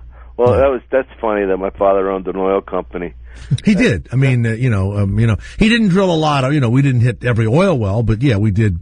You know, we did well. Jay, you want to do a $25 spot today, or stay home and count my money? Yeah. You know? That's right. Where do you think you drew your humor from then? Just being a funny kid naturally, or? When I would leave the house. Nice job turning the tables, by the way, Don. You know what? When I would leave the house, people would make fun of me. And so before they could make fun of me, I learned to make fun of them. In my home, I was kind of spoiled, and everybody laughed at me, and I would do my routines for my family and the whole deal, right? But on the street, you know, you were a big mouth, and I was a jock. And so guys would beat me up, and, you know, I'd get in fights and the whole thing. And so I came from being insecure by regular people. My family was totally cool with me. Right. And I went to therapy years later, and the woman kept talking about my parents and my mom. I go, you know what? Other people fucked me up, not my parents. And the therapists hate hearing that shit. Yeah. They cannot believe that when you walk in the street, there are other people that will make fun of you and fuck with you and mess your life up, you know? Yeah, because their whole natural thing is to talk about what your parents did wrong. Yeah, they didn't do anything to me. I had a great time. My dad thought I was funny. My mother was funny. My brother's, to this day, my best audience. I was stunned that when I got out in the world, I didn't have that kind of, I wasn't accepted. I was so well adjusted, it almost killed my comedy career. That's exactly right. So, all right. Don Marrera, Governors, Levittown this weekend. Go see him. Call for tickets. We'll put the phone number at jthomas.com, or you can go to DomIRRERA.com and find out. Dom, thanks. Have a great time this thank weekend. You. Always fun to be on the show. Take care, everybody. Take care, buddy. Jay Thomas Show. Rev Bob Levy. Don't expect to get paid for this gig. And Shuli are here. BlackBerry app. Boardwalk down by the sea. Yeah. On a blanket with my baby and my pennies. Yeah, Ira the Weatherman picks the music when he's on the Jay Thomas Show. Rev Bob Levy is here. Shuli is here. Rev, where did you start as a? Was the Improv open when you were starting? I started at Rascals in West Orange when Jackie the Joke Man was the host of the open mic night, and I would go there every Tuesday, and he gave me the name, the Reverend Bob Levy. So, because you were so dirty? Yeah, because I would get up there, I'd be filthy, and he goes, "How about a hand for the Reverend?" And it just stuck. And I went there every Tuesday for a year, and then I started working, and then within another year, I was headlining. So it was unbelievable. I remember when Jerry Seinfeld was the host at what I considered like a sub club. What would he have been? It had a weird name to it. Like it wasn't in L.A. or New York. No, in New York. He didn't play the Improv that much right in the beginning, but he was the kind of like the every night host at the Comic Strip. Comic Strip, okay. And the Improv comics considered the Comic Strip shit. So if you got into the Improv, and I don't know, but the Improv was the biggest, comedy club. And then there was Catch was second. And then the Comic Strip, and that's where Jerry Seinfeld was really, a big star. But I remember going in, and it looked like he was the host every single night. Yeah. 7 nights a week. And I think the Comic Strip is like the main club now. It is. For bringing up people and that to be at that. But, like Caroline's is like the club to be at. But when you're an upcoming guy, I think the Comic Strip is the place to go, or the Comedy Cellar. Well, and also if you cursed, you couldn't get on television. Yeah. So, some guys worked dirty, but Larry David never worked dirty. Seinfeld never worked dirty. I never heard Seinfeld curse on stage. Ever. Ray Romano. None of them. Yeah. None of them. Because when, Joe Piscopo, who, got me into stand-up, Joe never said one bad word on stage. Eddie Murphy was probably, 17 or something ridiculous when he was up there. And he would work a little bit dirty, but not very much, because Johnny Carson wouldn't have you on if you were dirty. Yeah. Now, stupid me, I'm cursing. Oh, Jesus Christ. Having fun. And I'm also from the South, and I said a lot of inappropriate stuff, and I would get in all kind of trouble. And when people would come, they would, the auditioners would say, well, he can never be on national TV, right? So there was no room and then I told you the story off the air. When I got my audition for Mork and Mindy, I hadn't been a comic long enough in their eyes. How dare I get that audition? And I remember Bob Wall and Larry David and Barry Diamond, Barry Diamond? No, I don't know who that is. Name, no. All these guys, and it was like a murderer's row of famous comics. Yeah. And I go out to Hollywood, I'm nervous as hell, and I saw them at the movie theater, and the movie was Aliens, and I never go to scary movies. I didn't know what it was going to be about. I didn't know what it was. Mexicans crossing the border. I didn't know. And I'm there for the night, and I have a screen test the next day, and I see all the comics because it's pilot season, and used to go back and forth, and no one wanted to live in Los Angeles. No one. Everyone liked living in New York and would shit on California, right? They just would. And they would, feel, important in New York, and when they came to LA, for whatever reason, they put it down. But we'd all come out for the pilot season. So now I got this big audition on the Robin Williams, Mork and Mindy thing. And I'm buying my tickets, and I see the guys, and I go, hey, how you doing? It's all these comics. And we're all going to go in together. And they go, what are you doing here? And I said, I got a screen test tomorrow for Mork and Mindy. And when I turned around with my popcorn, they were gone. They left me. They left me alone. They're like, fuck him. Right. This guy just comes to town and he's fucking on TV. Right, exactly. Now. He's going to get a show. So I go in, the theater is packed, and there's one seat in the middle, and I sit next to this black guy, and I'm nervous about the audition the next day, and I'm barely paying attention, and it's, a spaceship movie or whatever. When that animal came out of John Hurt's chest, I am to this day, I cannot watch scary movies. When that thing came out of his chest, I freaked out so badly.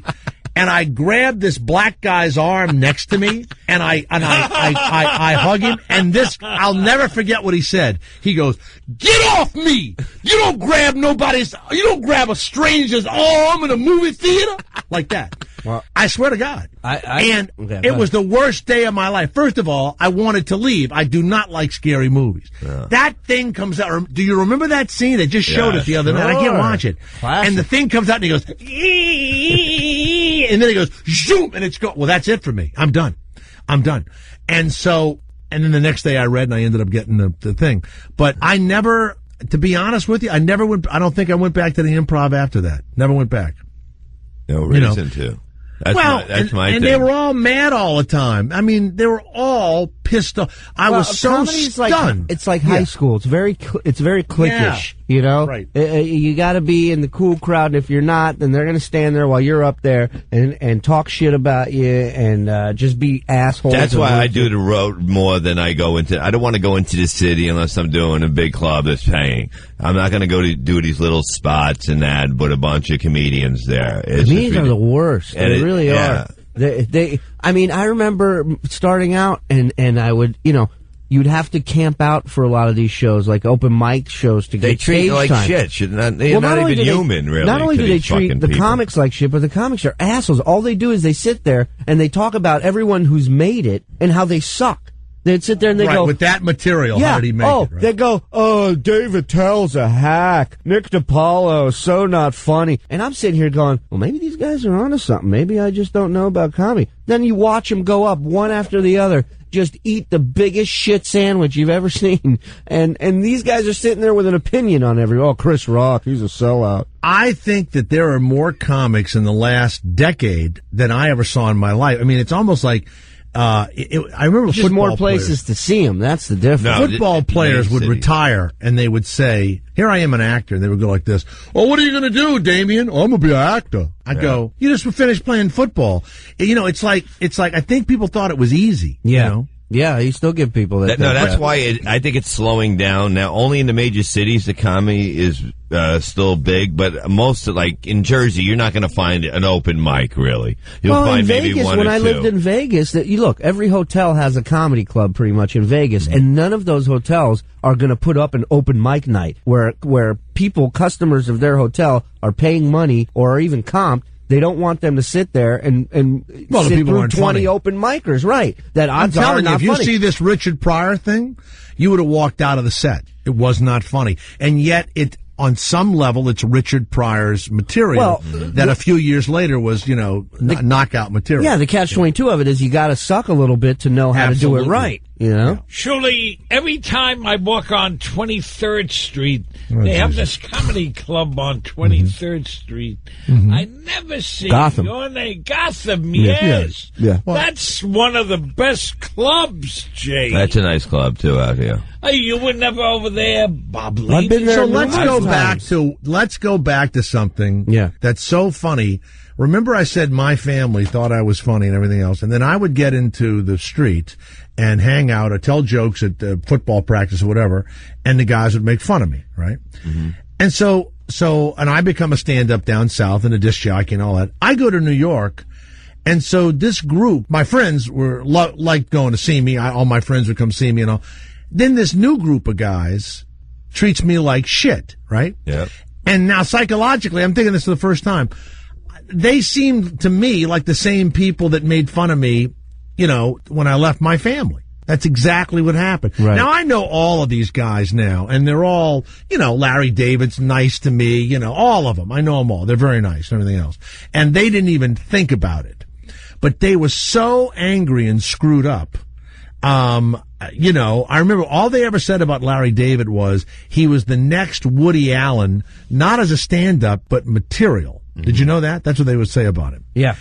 And when Jerry Seinfeld gets signed to do the TV show, I don't think he and Larry were close friends. Did you know this? No, I didn't know that. Jerry brought him on, I'm pretty sure this is true, because he was such a good writer.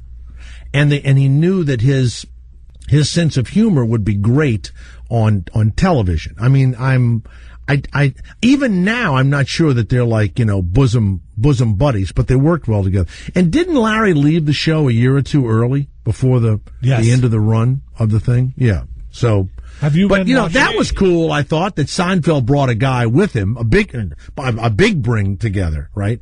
But I don't remember that they were the closest friends. What about poor Joe Piscopo? Ooh. I mean, nicest guy in the world, and he had every break in the world. He couldn't act. Yeah. He couldn't even act a little bit. Yeah, he was. I remember him in was it Wise Guys? Yeah. Couldn't act at all. Awful. Yeah, and then Joe would also, he ostracized all of his friends. I don't know why he did it, but nobody's friends with Joe Piscopo. I mean, we all know him, we love him, we've been around him forever, but nobody hangs with Joe. So, what is it, Ira? Jay, Corey Feldman is so upset by the death of his friend. He will be mourning on Larry King show tonight at Get 9 out of here. p.m. No, he won't. Yes, he is. This is not true. Yes, he is. Yeah. Oh. Well, let's go to Jeff Furlong. 18 passed away. That's right. Let's go to Jeff Furlong. Jeff, here we go. Good evening, Mr. and Mrs. America and all the ships at sea. Right. It's the Gumbo Radio Network. That's what I'm talking about. Now, let's join our special reporter in the field, Jeff Furlong. Jeff Furlong. Jeff Furlong reporting live from our Burbank newsroom. Jay, the world has truly lost a great artist. Corey Haim, 38, was pronounced dead at Providence St. Joseph Medical Center in Burbank.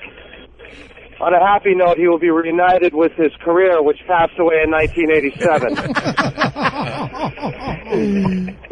His best friend Corey Feldman will be having a memorial service tonight for him, but no one will show up because Feldman will be performing his own music. You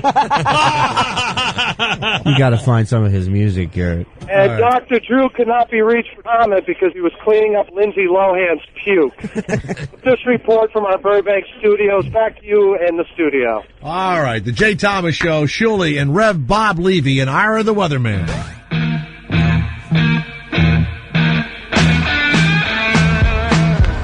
If this Hendrix experience comes to your town and you're into shredding guitars, you will enjoy it.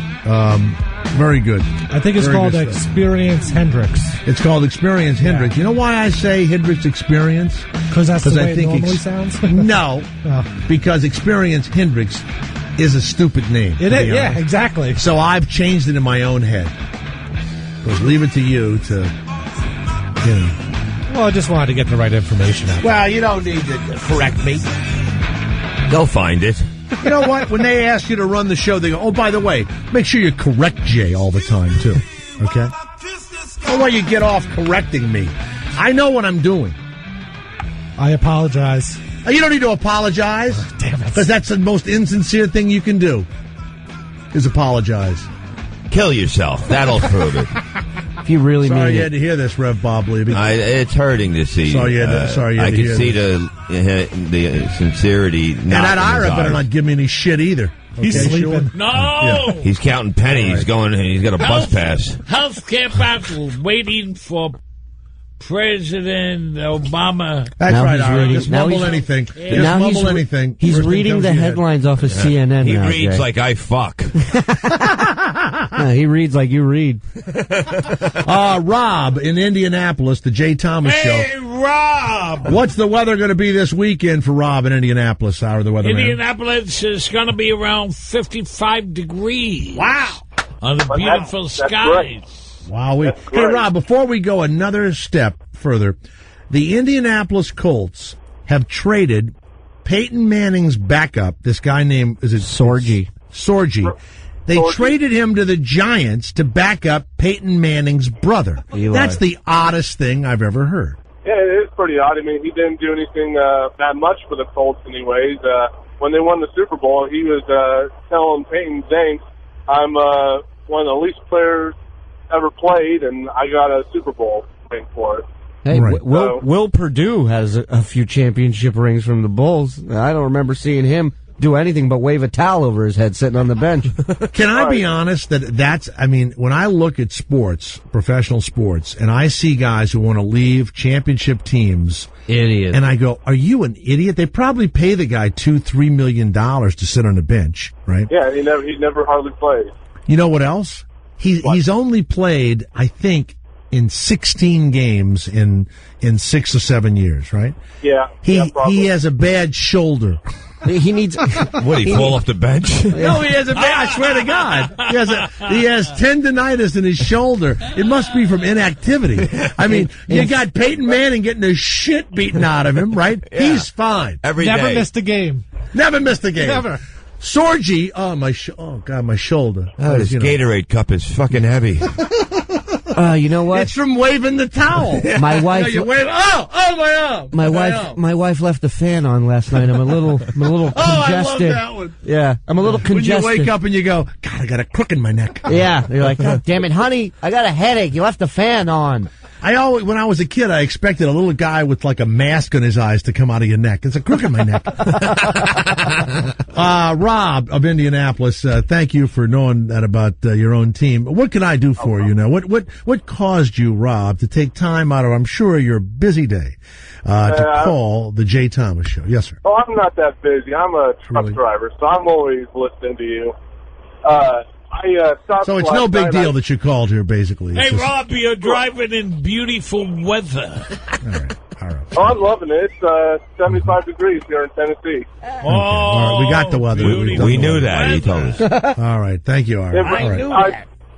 I called because that guy you had on yesterday, that Boogie, The big fat guy that's on the internet that pretends that he's upset with the World of Warcraft. You had that guy on? He's 500 pounds. How does and he it's really a bit. sound?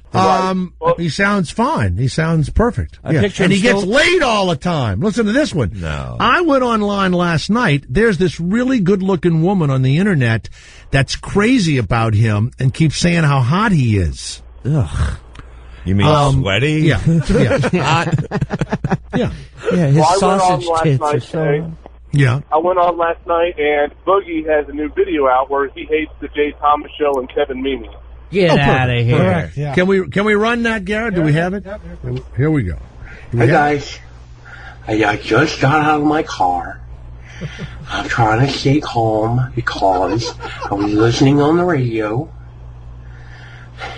I was listening to XM, listening to the very funny Jay Thomas Show, which I like very much, and found out that he has played my video clips on his radio show. And I'm really pissed off because I don't need you sons of bitches coming to my channel and making fun of me. And Jay Thomas and telling you to come here to make fun of me is bullshit. Then, much to my dismay, Jay says, oh, we have a special guest. We have the guy who plays Francis on the internet. Who? I am Francis. Put me on the goddamn radio. Oh, I'm pissed. Oh, I'm really pissed off. Say, Thomas, don't you have any fact checkers? Can't you check facts and find out the person you're interviewing is actually the person you're supposed to be interviewing?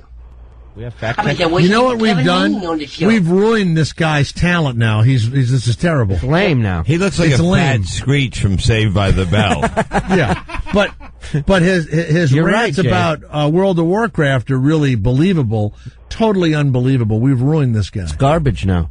It's nothing. He's so fat, the good thing is he can never come after you. You don't have to worry about that. Come here, you. I'll sit on you. Don't you have fact checkers? Yeah. Thank you, Rob of Indianapolis. Thank you very No much. problem. I always listen to you guys. Thanks a lot. Thank you a lot. Let's go to Ray in Pennsylvania. Yes, Ray. 888-4102-102. Ray in Shuli and Pennsylvania. Rev Bob Levy has taken time out of his incredibly busy day to be on the Jay Thomas Show. We want to thank Bob. Bob, what would you have been doing? Pennsylvania, it's around 60 degrees. Right. Bob, what would you have been doing from 3 until 6 o'clock normally? Probably just smelling Lisa G's seat in the newsroom. No, we go over bits. Does anybody figure get a things out. taste of that? No, nobody's gotten that. No, she's pretty. I picture when she takes her panties off, it's got to look like that cave Indiana Jones walked into with all the cobwebs and everywhere. There's no come action on. down there. Really? Is she she's- married? No, she's not into it. She has a cat and she lives alone. She's just not into dating or sex or anything. I get no vibe off of her of that at all. And is her last name Goldberg or something? Glassberg. Glassberg. That's right. Lisa Glassberg. Right. Yeah. Right. And so that's it. I'm sorry, Ray. We're almost out of time for you. What'd you want to say, Ray? Hello, Jay. Yes. This is the Corey Haim calling from hell, Jay. Yes. And I want to say that the weather here in hell is 300 degrees, Jay. So it's a bad impersonation of Corey Haim in hell impersonating Ira the Weatherman. That All is right? hell. I'm glad they don't allow unregistered weapons, Shuli, because I would have it in my mouth now as far back as I could get it and pull the trigger. We just Thank you, found Ray. hell. Thank you. Thank you very much. Every other show has real talent. Fucking nothing but stiffs call here. Fucking zero talent. That's why Jeff Furlot sounds so funny. There's no competition. Thank you.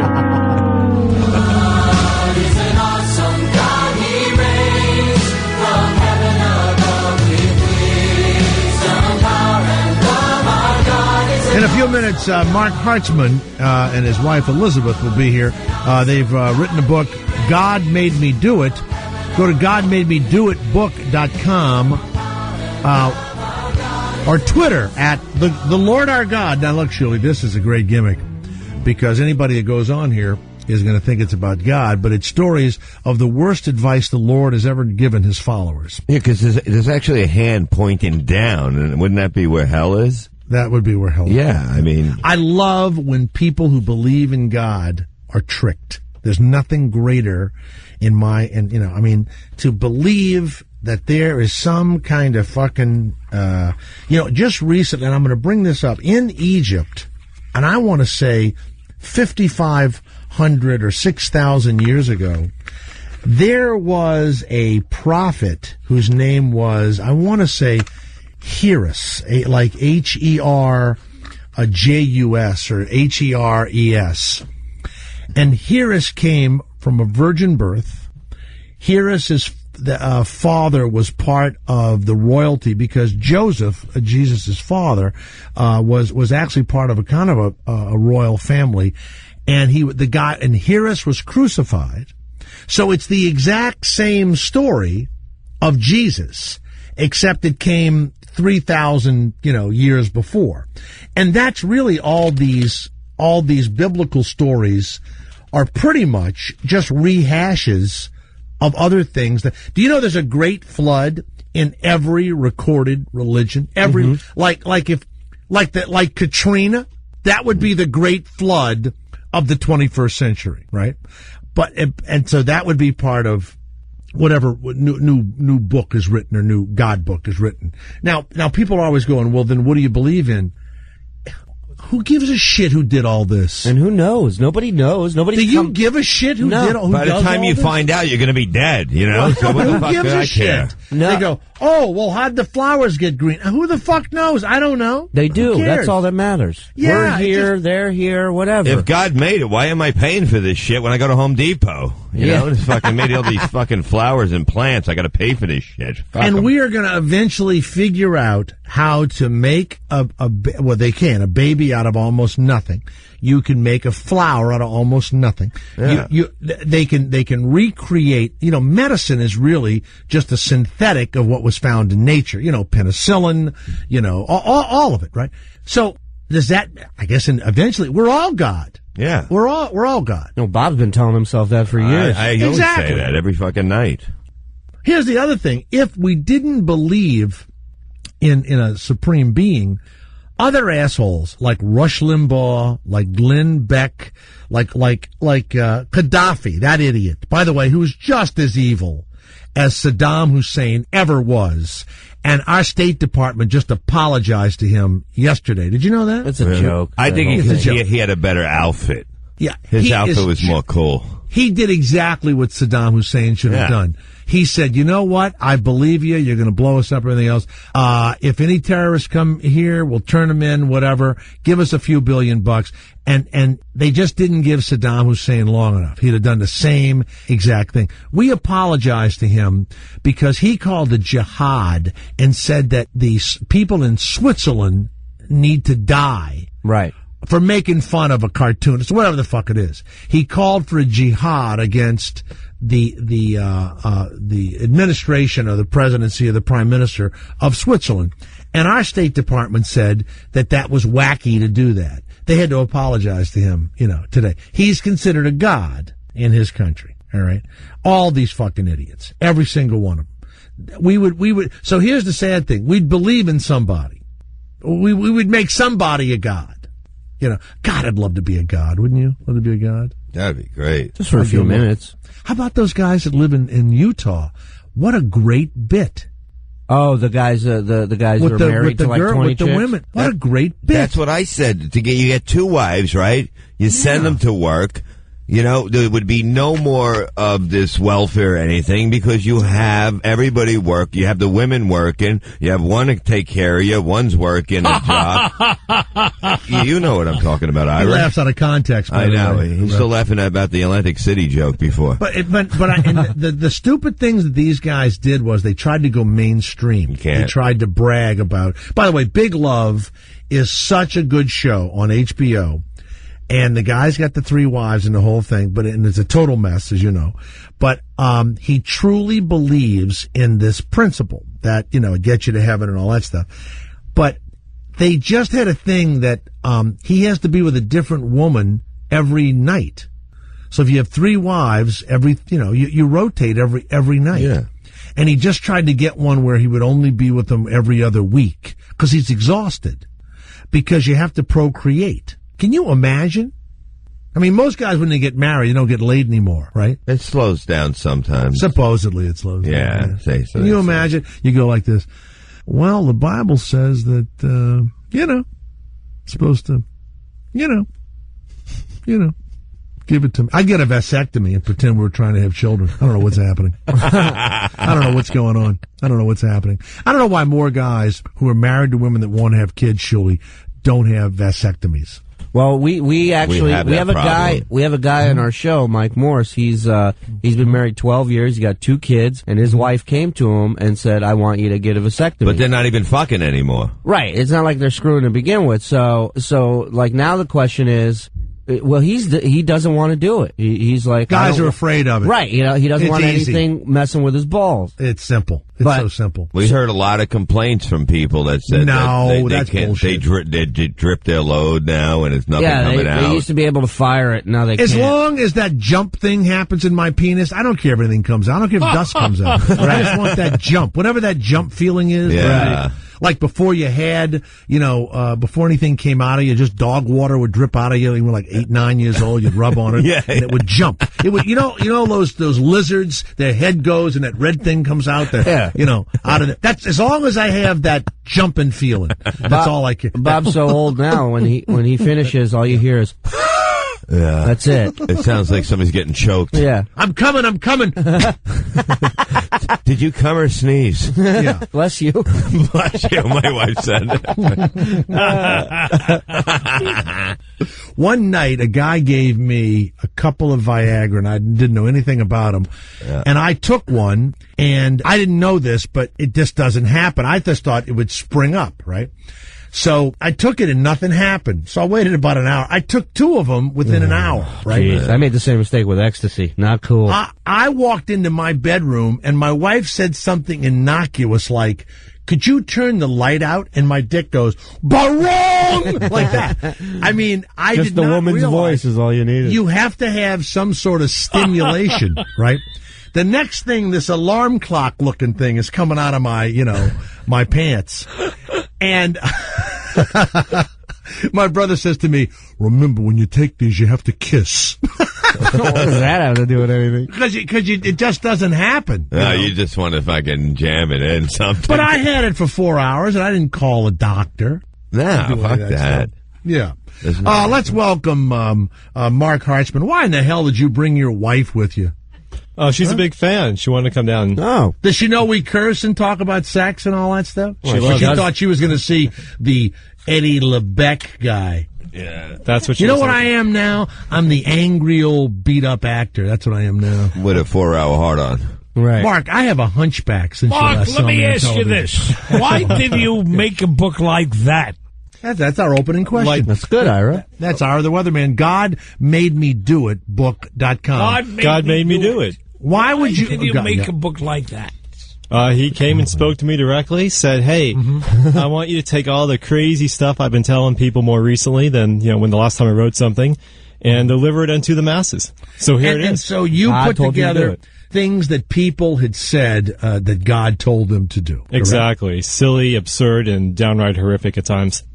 So you just went online, typed in what stupid stuff did God tell people to do, and put it into like a 300-page book.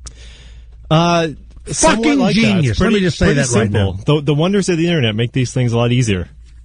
And there was a lot more than I expected to Bob, find. why aren't we doing this? This is... We will after the show. We will. As soon as the show is over. Okay. Let's go over your book's going to be called What God Really Told Us to Do. Yeah. So these are people... Don't listen to what Mark said. Listen to what we say. In 1993, an unidentified man claiming to be Jesus Christ hurled toilet paper over trees outside of a police station. God told him to TP a police station. Right? It's one of my favorites. Yeah. However, his backpack had been confiscated. Is that what you say here in the book? Right. Yeah. So he was a little pissed off. He claimed that he was falsely arrested, had his backpack confiscated, went back to get it, and the storage room was closed. so he couldn't get his backpack back. So he was mad. I guess God, saw his anger and said, "Hey, go TP this police station and get him back." And yeah, it's just bad advice. I mean, if you're going to TP anywhere, not the police station. Wouldn't God tell him it was locked up at that time? I guess he was busy maybe watching football at that moment. I'll tell you something right now. I tell you what I miss. I miss when the cops would get those billy clubs. Yes. And beat people, just merciless. We just saw a video on CNN, the sergeant. I love that. I will always love it. There was a guy handcuffed in the back of the cruiser, and he kept putting his foot up on the window, tapping the window. Well, that's disrespectful. So the guy came up, and he goes, "I'm telling you, don't do that again." And he shut the door, and 2 seconds later, he did it again. Sergeant opens the door and just starts punching him 6 times in the face. He's going to jail. And now he gets in trouble for that, right? He's going to jail. He's trying to teach the guy a lesson. He's now he's the asshole. He's the asshole. Exactly. Yeah, it's bullshit. That's why the country's going to shit. What's happened to this country? We're pussified. That's what happened. Mark Hartzman and his wife Elizabeth. Is this how you make a living? You write these books? That's it? That's all you do? No, I work at an ad agency. I wish this could be the way I make a living, but really, someday, we all do voiceovers. If this helps, we all sell do a million voiceovers. copies. Yeah. Where are you from, Mark? Yeah, where are you from, Mark? I live in New Rochelle, New York. New Rochelle. Oh my God! I live in Co-op City. You guys got to come over for dinner excuse me, Mark. Do you know where Hudson Park is? I don't think so. Hudson Park, by the boat area. You don't shoot up? That's where the people go to shoot up. Mark's looking at him.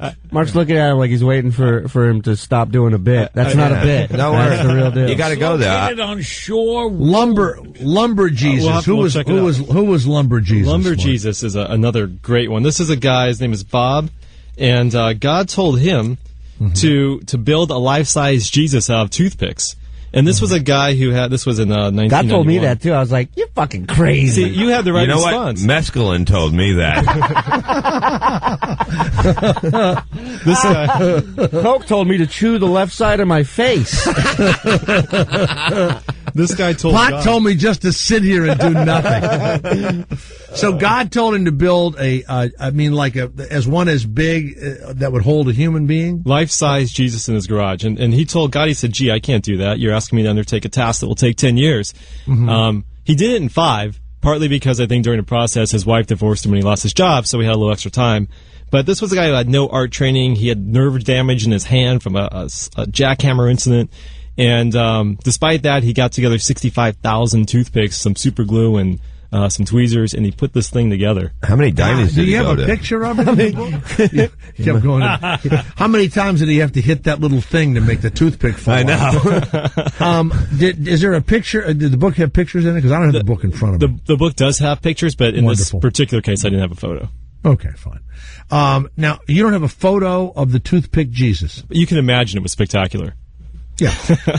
I'm reading here. It says, for 5 years, I never knew how to do the hair, the guy said. About 2 weeks ago, I was sitting on a stool looking at it. I was frustrated, and I said, Lord, I've worked on this for 5 years. How am I going to do the hair? And I had a thin, flat toothpick, and the thought came to me, bend it and lay it on his head. Oh, wow. Here's one I love in the book. Yeah.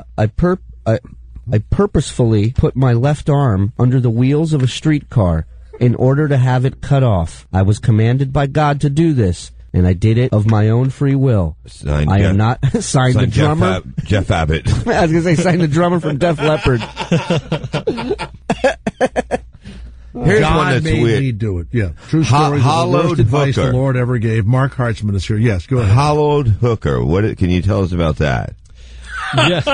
What is it? Hollow hooker? Hollowed hooker. Hollowed hooker. That was a hallowed, not hollowed. Hallowed. Wait, please. We haven't even scratched the surface of Bob A hollowed reading hooker yet. would be a hooker whose insides you took out. You have no idea. I've done that before. Yeah. But hallowed is a spiritual Oh, word. okay. So I'm sorry it's to different. correct you. Okay. I'm sorry to correct No, it's you. okay.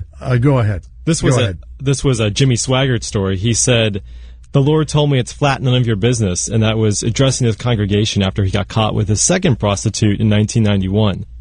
The Lord told me it's none ya. It's none of your business. The Lord told his congregation it's none of your business. Jimmy Swaggart really struggled that night. He read the Bible, deciding what to do after he got caught. The prostitute was in his front seat, and he was driving on the wrong side of the road, so you can imagine he was a little distracted. And after reading through the good book, God came to him and said, just tell them it's flatten on their business. And that's what he did. He addressed his congregation on stage. And they didn't question anything. That was that. And this was just 3 years after. You're Jewish, right? Hartzman's Jewish name? Correct. Shalom, Mark. Shalom. So do you believe in God? You're surrounded. Mark? Because it looks like everybody you're making fun of in here is a Christian. I don't see it. I don't see like a Marcy Goldberg being made fun of in your book. There might be. I left the last names out. No, there's no Goldbergs in it. You know what? All kidding aside, Shuli, have you ever known a Jew that started saying God made him want to reduce stuff? They don't do that normally. No. Yeah, the research I found was it was more Christian than not, for sure. Right. Yeah. Right. Yeah. Bob has one. Go ahead and read that, Bob. Yeah. We got it. Hey, Almighty Mark, we got it. Okay. Commander-in-Chief. I am driven with a mission from God. God would tell me, George, go and fight these terrorists in Afghanistan. And I did. And then God would tell me, George, go and end the tyranny in Iraq. And I did. Is this from the book, or are you making this up? I am reading. It's from the book. That's right. George Bush did say that, didn't he? Yes. Yeah. He didn't say tyranny, but... What was that word? The great thing is on the next page... Tyranny? I thought my money was on tranny. I thought he was going to say tranny. What were you saying on the next page? Shortly after that, the Lord talked to Pat Robertson, who he talks to a lot, and he said, the Lord told me, and this is regarding Bush's invasion of Iraq, the Lord told me it was going to be A, a disaster, and B, messy. So the Lord knew... But Lord's two-faced. He told Pat Robertson. He didn't tell George Bush. I mean, it's a bit of miscommunication there. Maybe God knows George just wasn't going to listen. My favorite story from the new book, God Made Me Do It, True Stories of the Worst Advice the Lord Has Ever Given His Followers. When Terry Schiavo was her feeding tube, they had that big discussion to pull the feeding tube out, right? Right. He was Nathan the juggling evangelist. Now, how far did he go to the hospital? He traveled. So this guy drove 480 miles with his pregnant wife and kids to juggle outside Terry Schiavo's hospice. And what I love about that one is it's like here's this woman who'd been a vegetable for 15 years, and clearly, if God wanted to do something, he could have. He had 15 years to do it, and Nathan thought that. Maybe his juggling would do the trick. So apparently God thought, I'm out of tricks on this one. I don't know. Maybe the juggler will do the trick, but obviously it didn't. No. But yeah, pretty big journey to juggle. Like, you think a buddy of his is like, look, she's reacting to that balloon. Get down there. Start juggling Try now. 4 clubs. 4 clubs. 4 clubs. Use the chainsaw. The Lord spoke to me, said Sadie, and told me to starve myself until my husband Ernie joins the church. Did she die? No, that would be funny. I hope so. Yeah, that'd be great. She did. She died. She didn't die, but she starved for months. And on day 41, she had that quote, "I will starve to death to save my husband." Eventually, she stopped after 48 days. But her husband didn't give in. In fact, I have a quote from him at the end of it. He said, "I'll be damned if I give in to her." That skinny bitch. Well, I have a book here. Go ahead. Worst advice Judas ever gave to Jesus. My new book. Here's one. Here's a good idea for your next book. Okay, Mark Hartzman? Yeah. Why did Jews wear those ridiculous beanies? And why did it's not take so the funny now when off? it's not so funny now when it's making fun of your religion, is it, Mark Hartzman? Well, we'll see if there's some funny stories. Allah and the 2 billion nut jobs. That's another book I'm working on. Check the internet. That one I thought, I didn't want any threats. Don't have a cow. It's my guide to Hinduism. All right, having a good time. Your wife's still in the room? How's that going? She's in the corner. She She's looks a little nervous. She's looking out the window. You ever wonder why you married this guy, Elizabeth? She loves him. He loves him. Has he ever asked for anything sexually, quoting that God told made him? me? Yeah, that's right.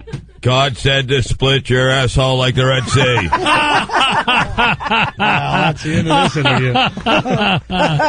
Well, we want to thank Mark Hartz with his lovely wife, Elizabeth, for coming in. God made me do it. True stories of the worst advice the Lord ever gave him. One of them was coming on this show to promote the book. And we have a lot of folks out there that do it. Mark and Elizabeth, thank you. I got a great one here before we go. What is it? Sure. Does God care? Evidently, he cared 16 times because we won 16 games. And not to say he didn't care the other 2 times, but maybe he cared enough to allow the other team to win the other 2 times. From one of the biggest morons ever, Randall Cunningham. Oh, Tim Tebow, too. I hate Tim Tebow. Oh, please. Oh, my God. Oh, gee. I can't wait till he breaks something or his groin is pulled. He's got to go work at a Home Depot the rest of his life. That'd be awesome.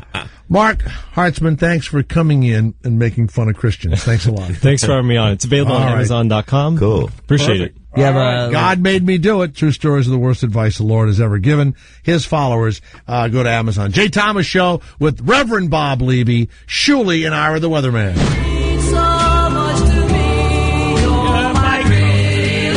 Now, way back when these songs were out, Garrett, they would use the same tune. There's a song called You're 1,000 Miles Away. Okay. And it's the same exact song as this one. Oh, yeah? See, didn't, artists do that, too? Yeah, you mean like painters? Chubby Checker did, the twist, and then he did, the twister, and then No, they would have, everybody would answer everybody's song all the time. See if you can find You're 1,000 miles away. I don't sing, so I don't know. You're 1,000 miles away. See that? It's the same exact. It is the same thing. Jay was right on that. There we go. Well, this is the time of the show when I like to go over just random news that we can find, and I'll allow Rev Bob Levy. What's in the news? And Shuley to comment on it. Did you guys on Stern talk about during Black History Month, they were having a parade in Los Angeles, and 3 LA elementary school teachers, the kids had Martin Luther King, they had the Black Astronaut, they had Rosa Parks, they had Frederick Douglass, they had all these, and then he had them carry pictures of Dennis Rodman, RuPaul, and O.J. Simpson. Did you hear about this? No. In a parade. Wow. Sounds more like a riot. Three white teachers had their kids. That's amazing. They fired them, of course. Oh, good. But what balls, man? But what balls, Teachers in trouble after honoring O.J. Simpson, Dennis Rodman, and RuPaul for Black History Month. Hey, at least we didn't bang any of the kids. Yeah, right. But can you imagine? I mean, did they think they were going to keep their jobs? I mean, Exactly. Idiots. There's nothing wrong with this. Do you believe that Ben Roethlisberger is innocent of an alleged rape in Tahoe? I do. Well, and an alleged rape in a Georgia nightclub? Yes, I do. You do? Because he's a Steeler fan. Whatever. That's why. Okay. I can tell you that he's a douchebag enough to not wear a helmet while on a motorcycle. And you don't think he wore a condom during this rape? No, I don't think it was a rape. I don't think it was. Allegedly. I don't think it was. Well, I got to tell you that I've been around a long time, been to a lot of bars, been recognized by a lot of people. I have never been accused of anything. And I've had every instance, drunk women, everything.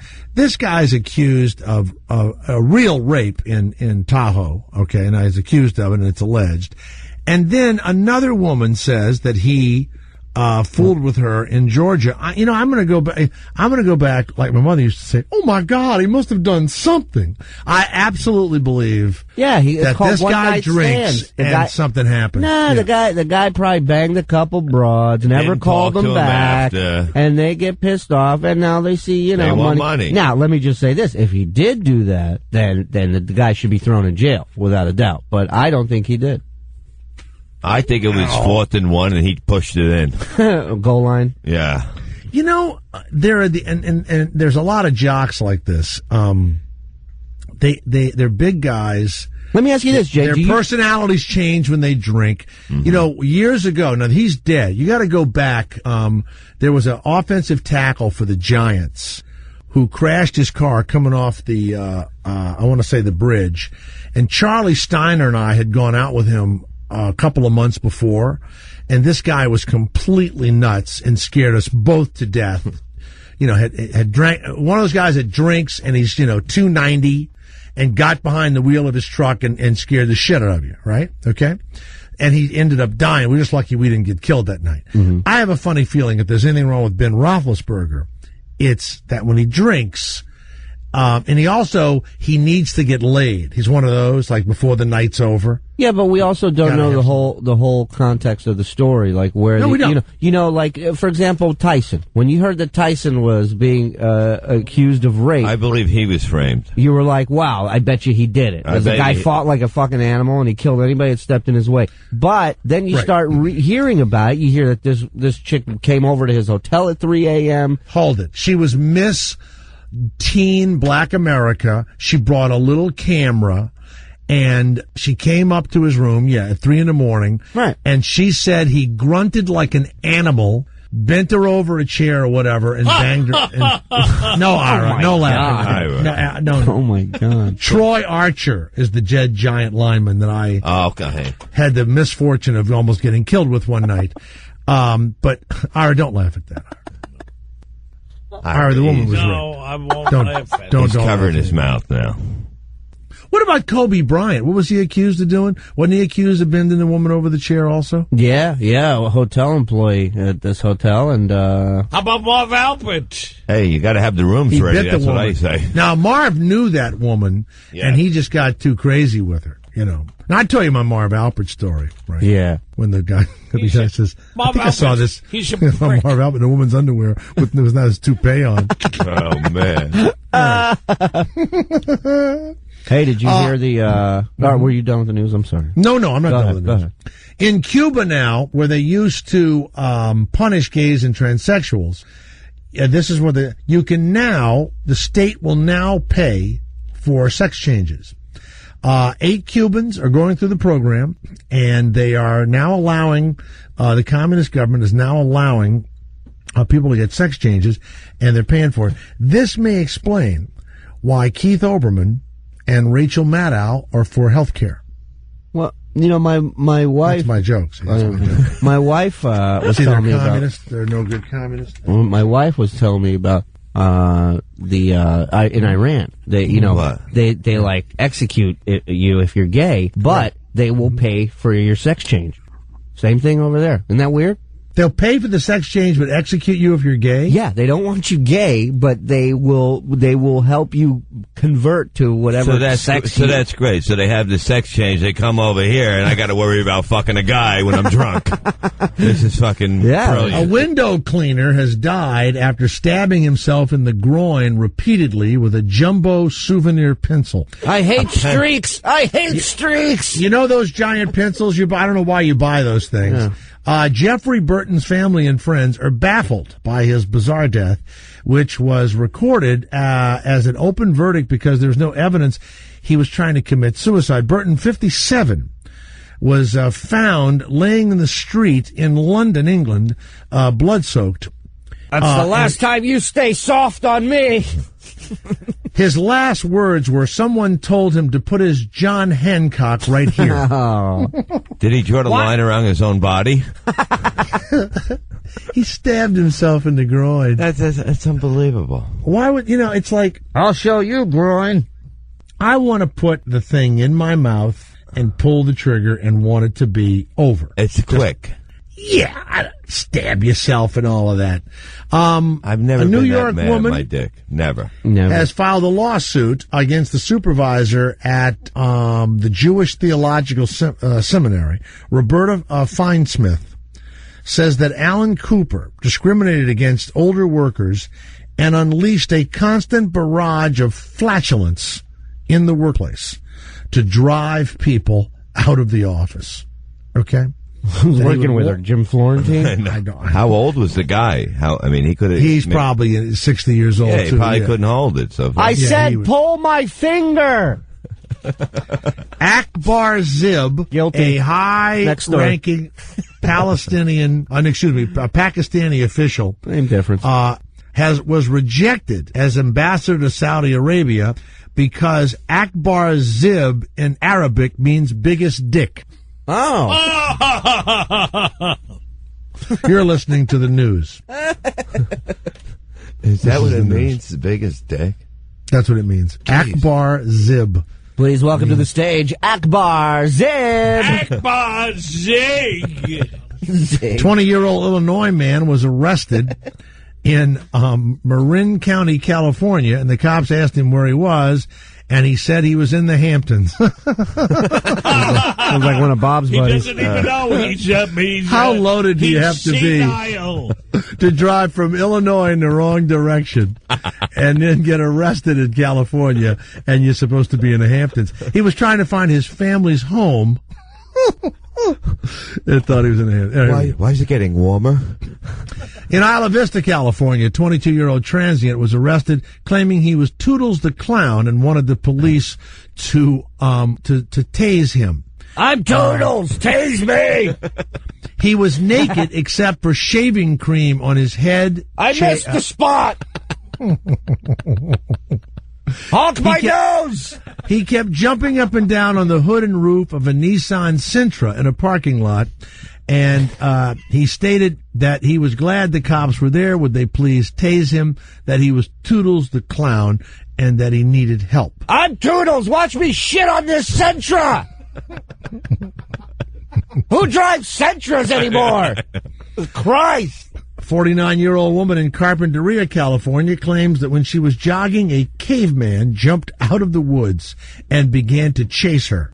A man dressed in a loincloth. Rape so easy, even a caveman can do it. He carried a plastic version of one of those cavemen clubs, yes.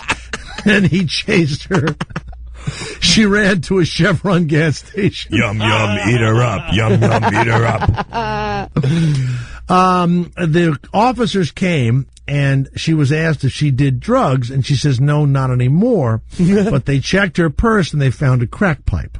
I don't remember eating that. Do you know what a gigabyter is? You know what that is? A slur that Garrett was called drive. at some point? Oh, no, a flash drive. Here we go. Yes, flash drive. In a bold and bizarre attempt to destroy evidence seized during a federal raid, a New York City man grabbed his flash drive and swallowed it. Wow. Does he have any sisters?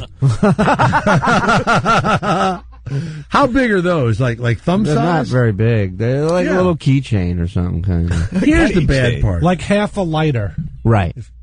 The bad thing is they had to wait for him to take a dump. Mm-hmm.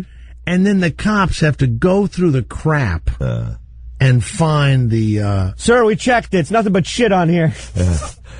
We got it. We got some corn, too. What do you want us to do with this?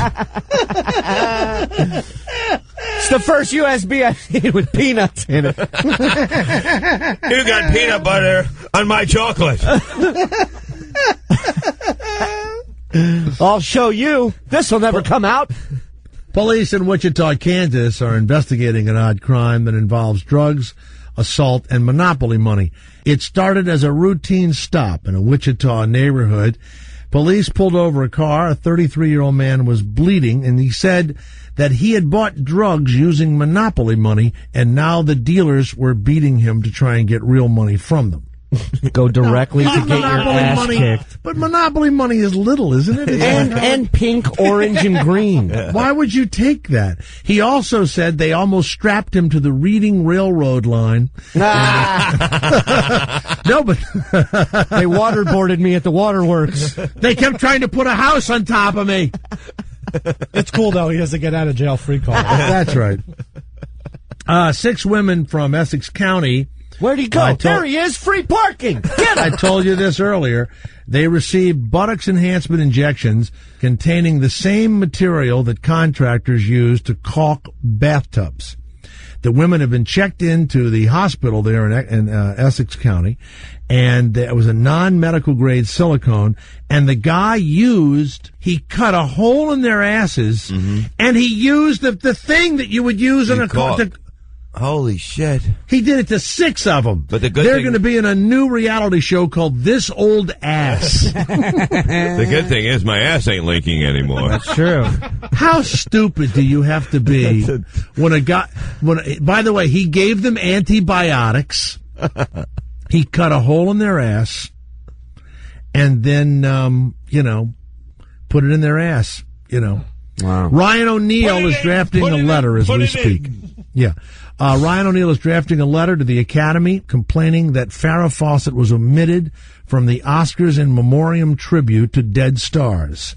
Oscar bosses are refusing to accept his letter. They say it was an oversight, and they just can't, have a tribute to everybody.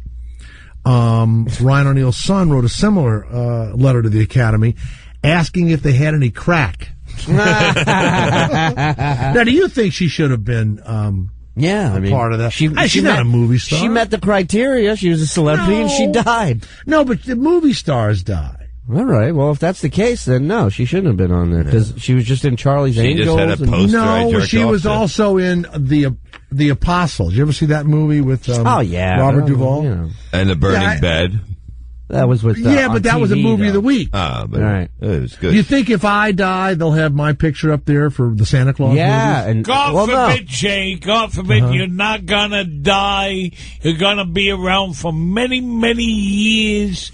You and your wife will be around with all your children, with everything. Now he's really gonna kill himself.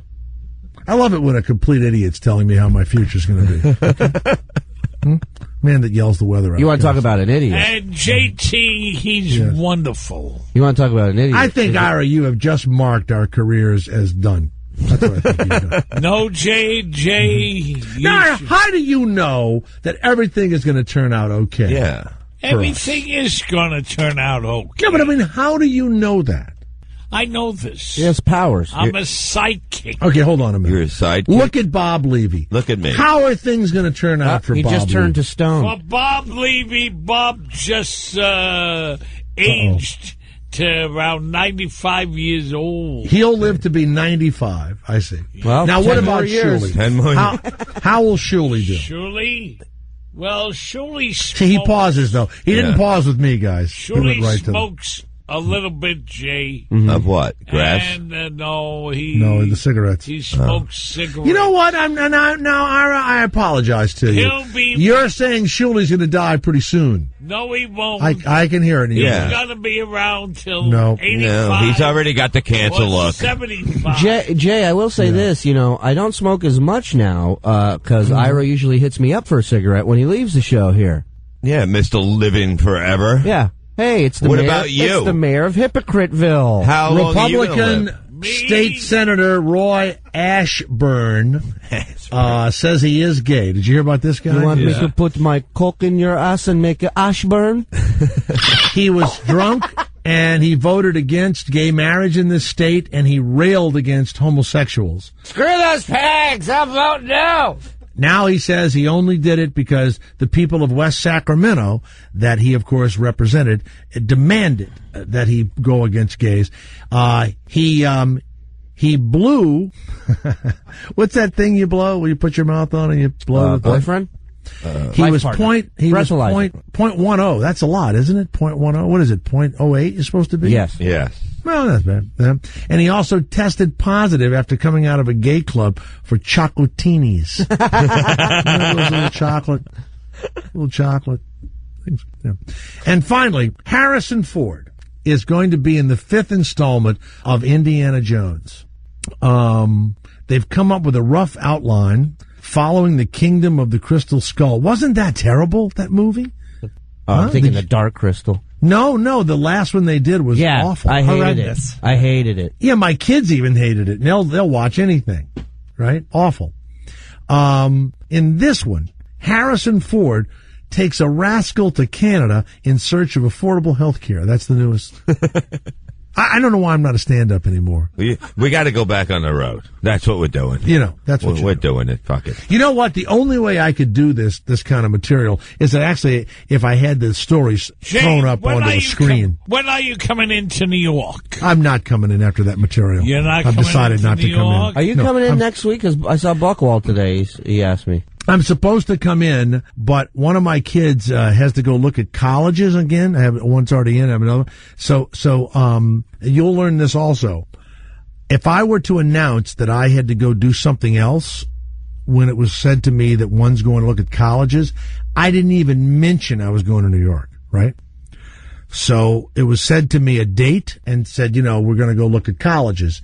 And so I'm not coming to New York. I'm going to look at colleges. That's what I'm doing. Gotcha. But I didn't mention I was going to New York. Jay Shuley will live So it's not a lie. to 85 degrees. Degrees. All right, well, I got that to look forward to. I could just feel the life Garrett going is out of going this to show. be around here for a long, long time. I feel the life going out of this show. 90 years old. Will die by drowning on his own saliva. Suck the breath out of this show. Garrett is an awesome Garrett. All right. Can we play my newest jingle, Garrett? Do you have it ready? No. You don't hear my newest jingle? The one with the abortion truck? Oh, okay. They got abortion trucks now? Stay where you are. Well, Stay where you are. The J. Thomas jingle is on the way. Nice. Let people keep having kids. Yeah, let them keep having kids. I'd like to drive around in an abortion truck, like an ice cream truck. Hey, pregnant, low-rent person, come over for free ice cream. Oh, me? Yeah, get over here. Come on in. Free ice cream, low-rent pregnant person. Better look out now, 'cause Jay's got something for you. Tell you what it is. I'm your abortion man. Stop me when I'm passing by. Oh, my, I'm your abortion man. Stop me when I'm passing by. See, my vacuum cleaner is guaranteed to satisfy. This is the Jay Thomas Show.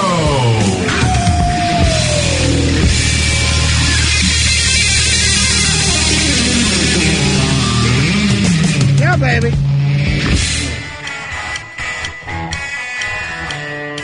Join us as we take a journey into the history of Jackie Martling. Hey, can I have more money? You want more money? No. That was the history of Jackie Martling.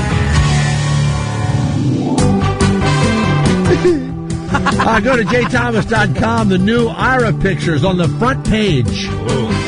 See Ira running the equipment, ladies and gentlemen. All right? Literally. Let's go to Woody of Texas, 888-410-102. Do I owe you any more breaks, Garrett? Nope. We're done. Okay, good. I even got a raise for working the board just before.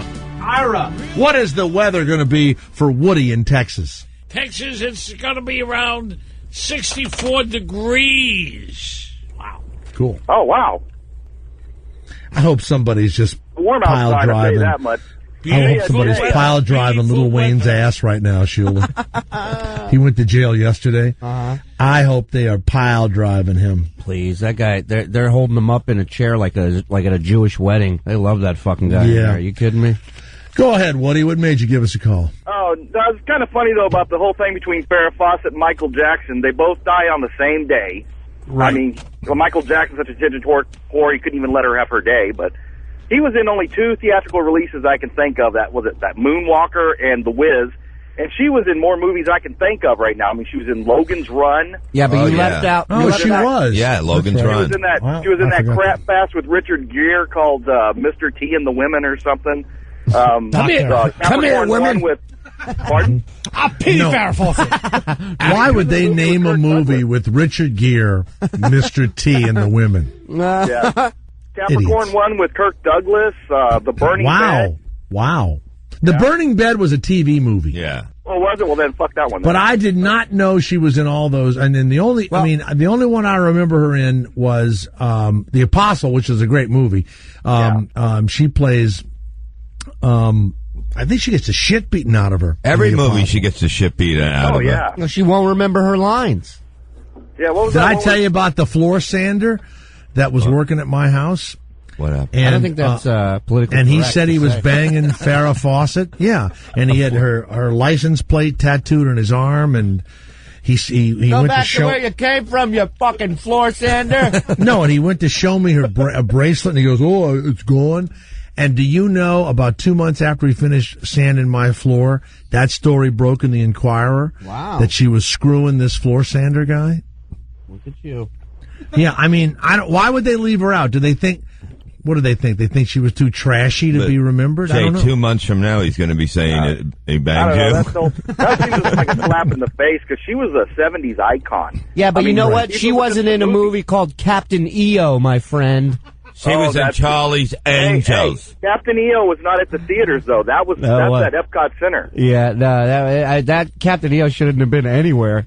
Hey, you know do they still have the thing at Disneyland where the monster escapes while you're sitting in the theater? It's a ride or whatever you want to call it, and you sit in the theater and a monster escapes and gets loose in the room with you. I mean, I haven't been to Disneyland in a long time, and the last time I went, they were still doing that animatronic thing where the space shuttle takes off and you're in it, and all those robots are talking to you.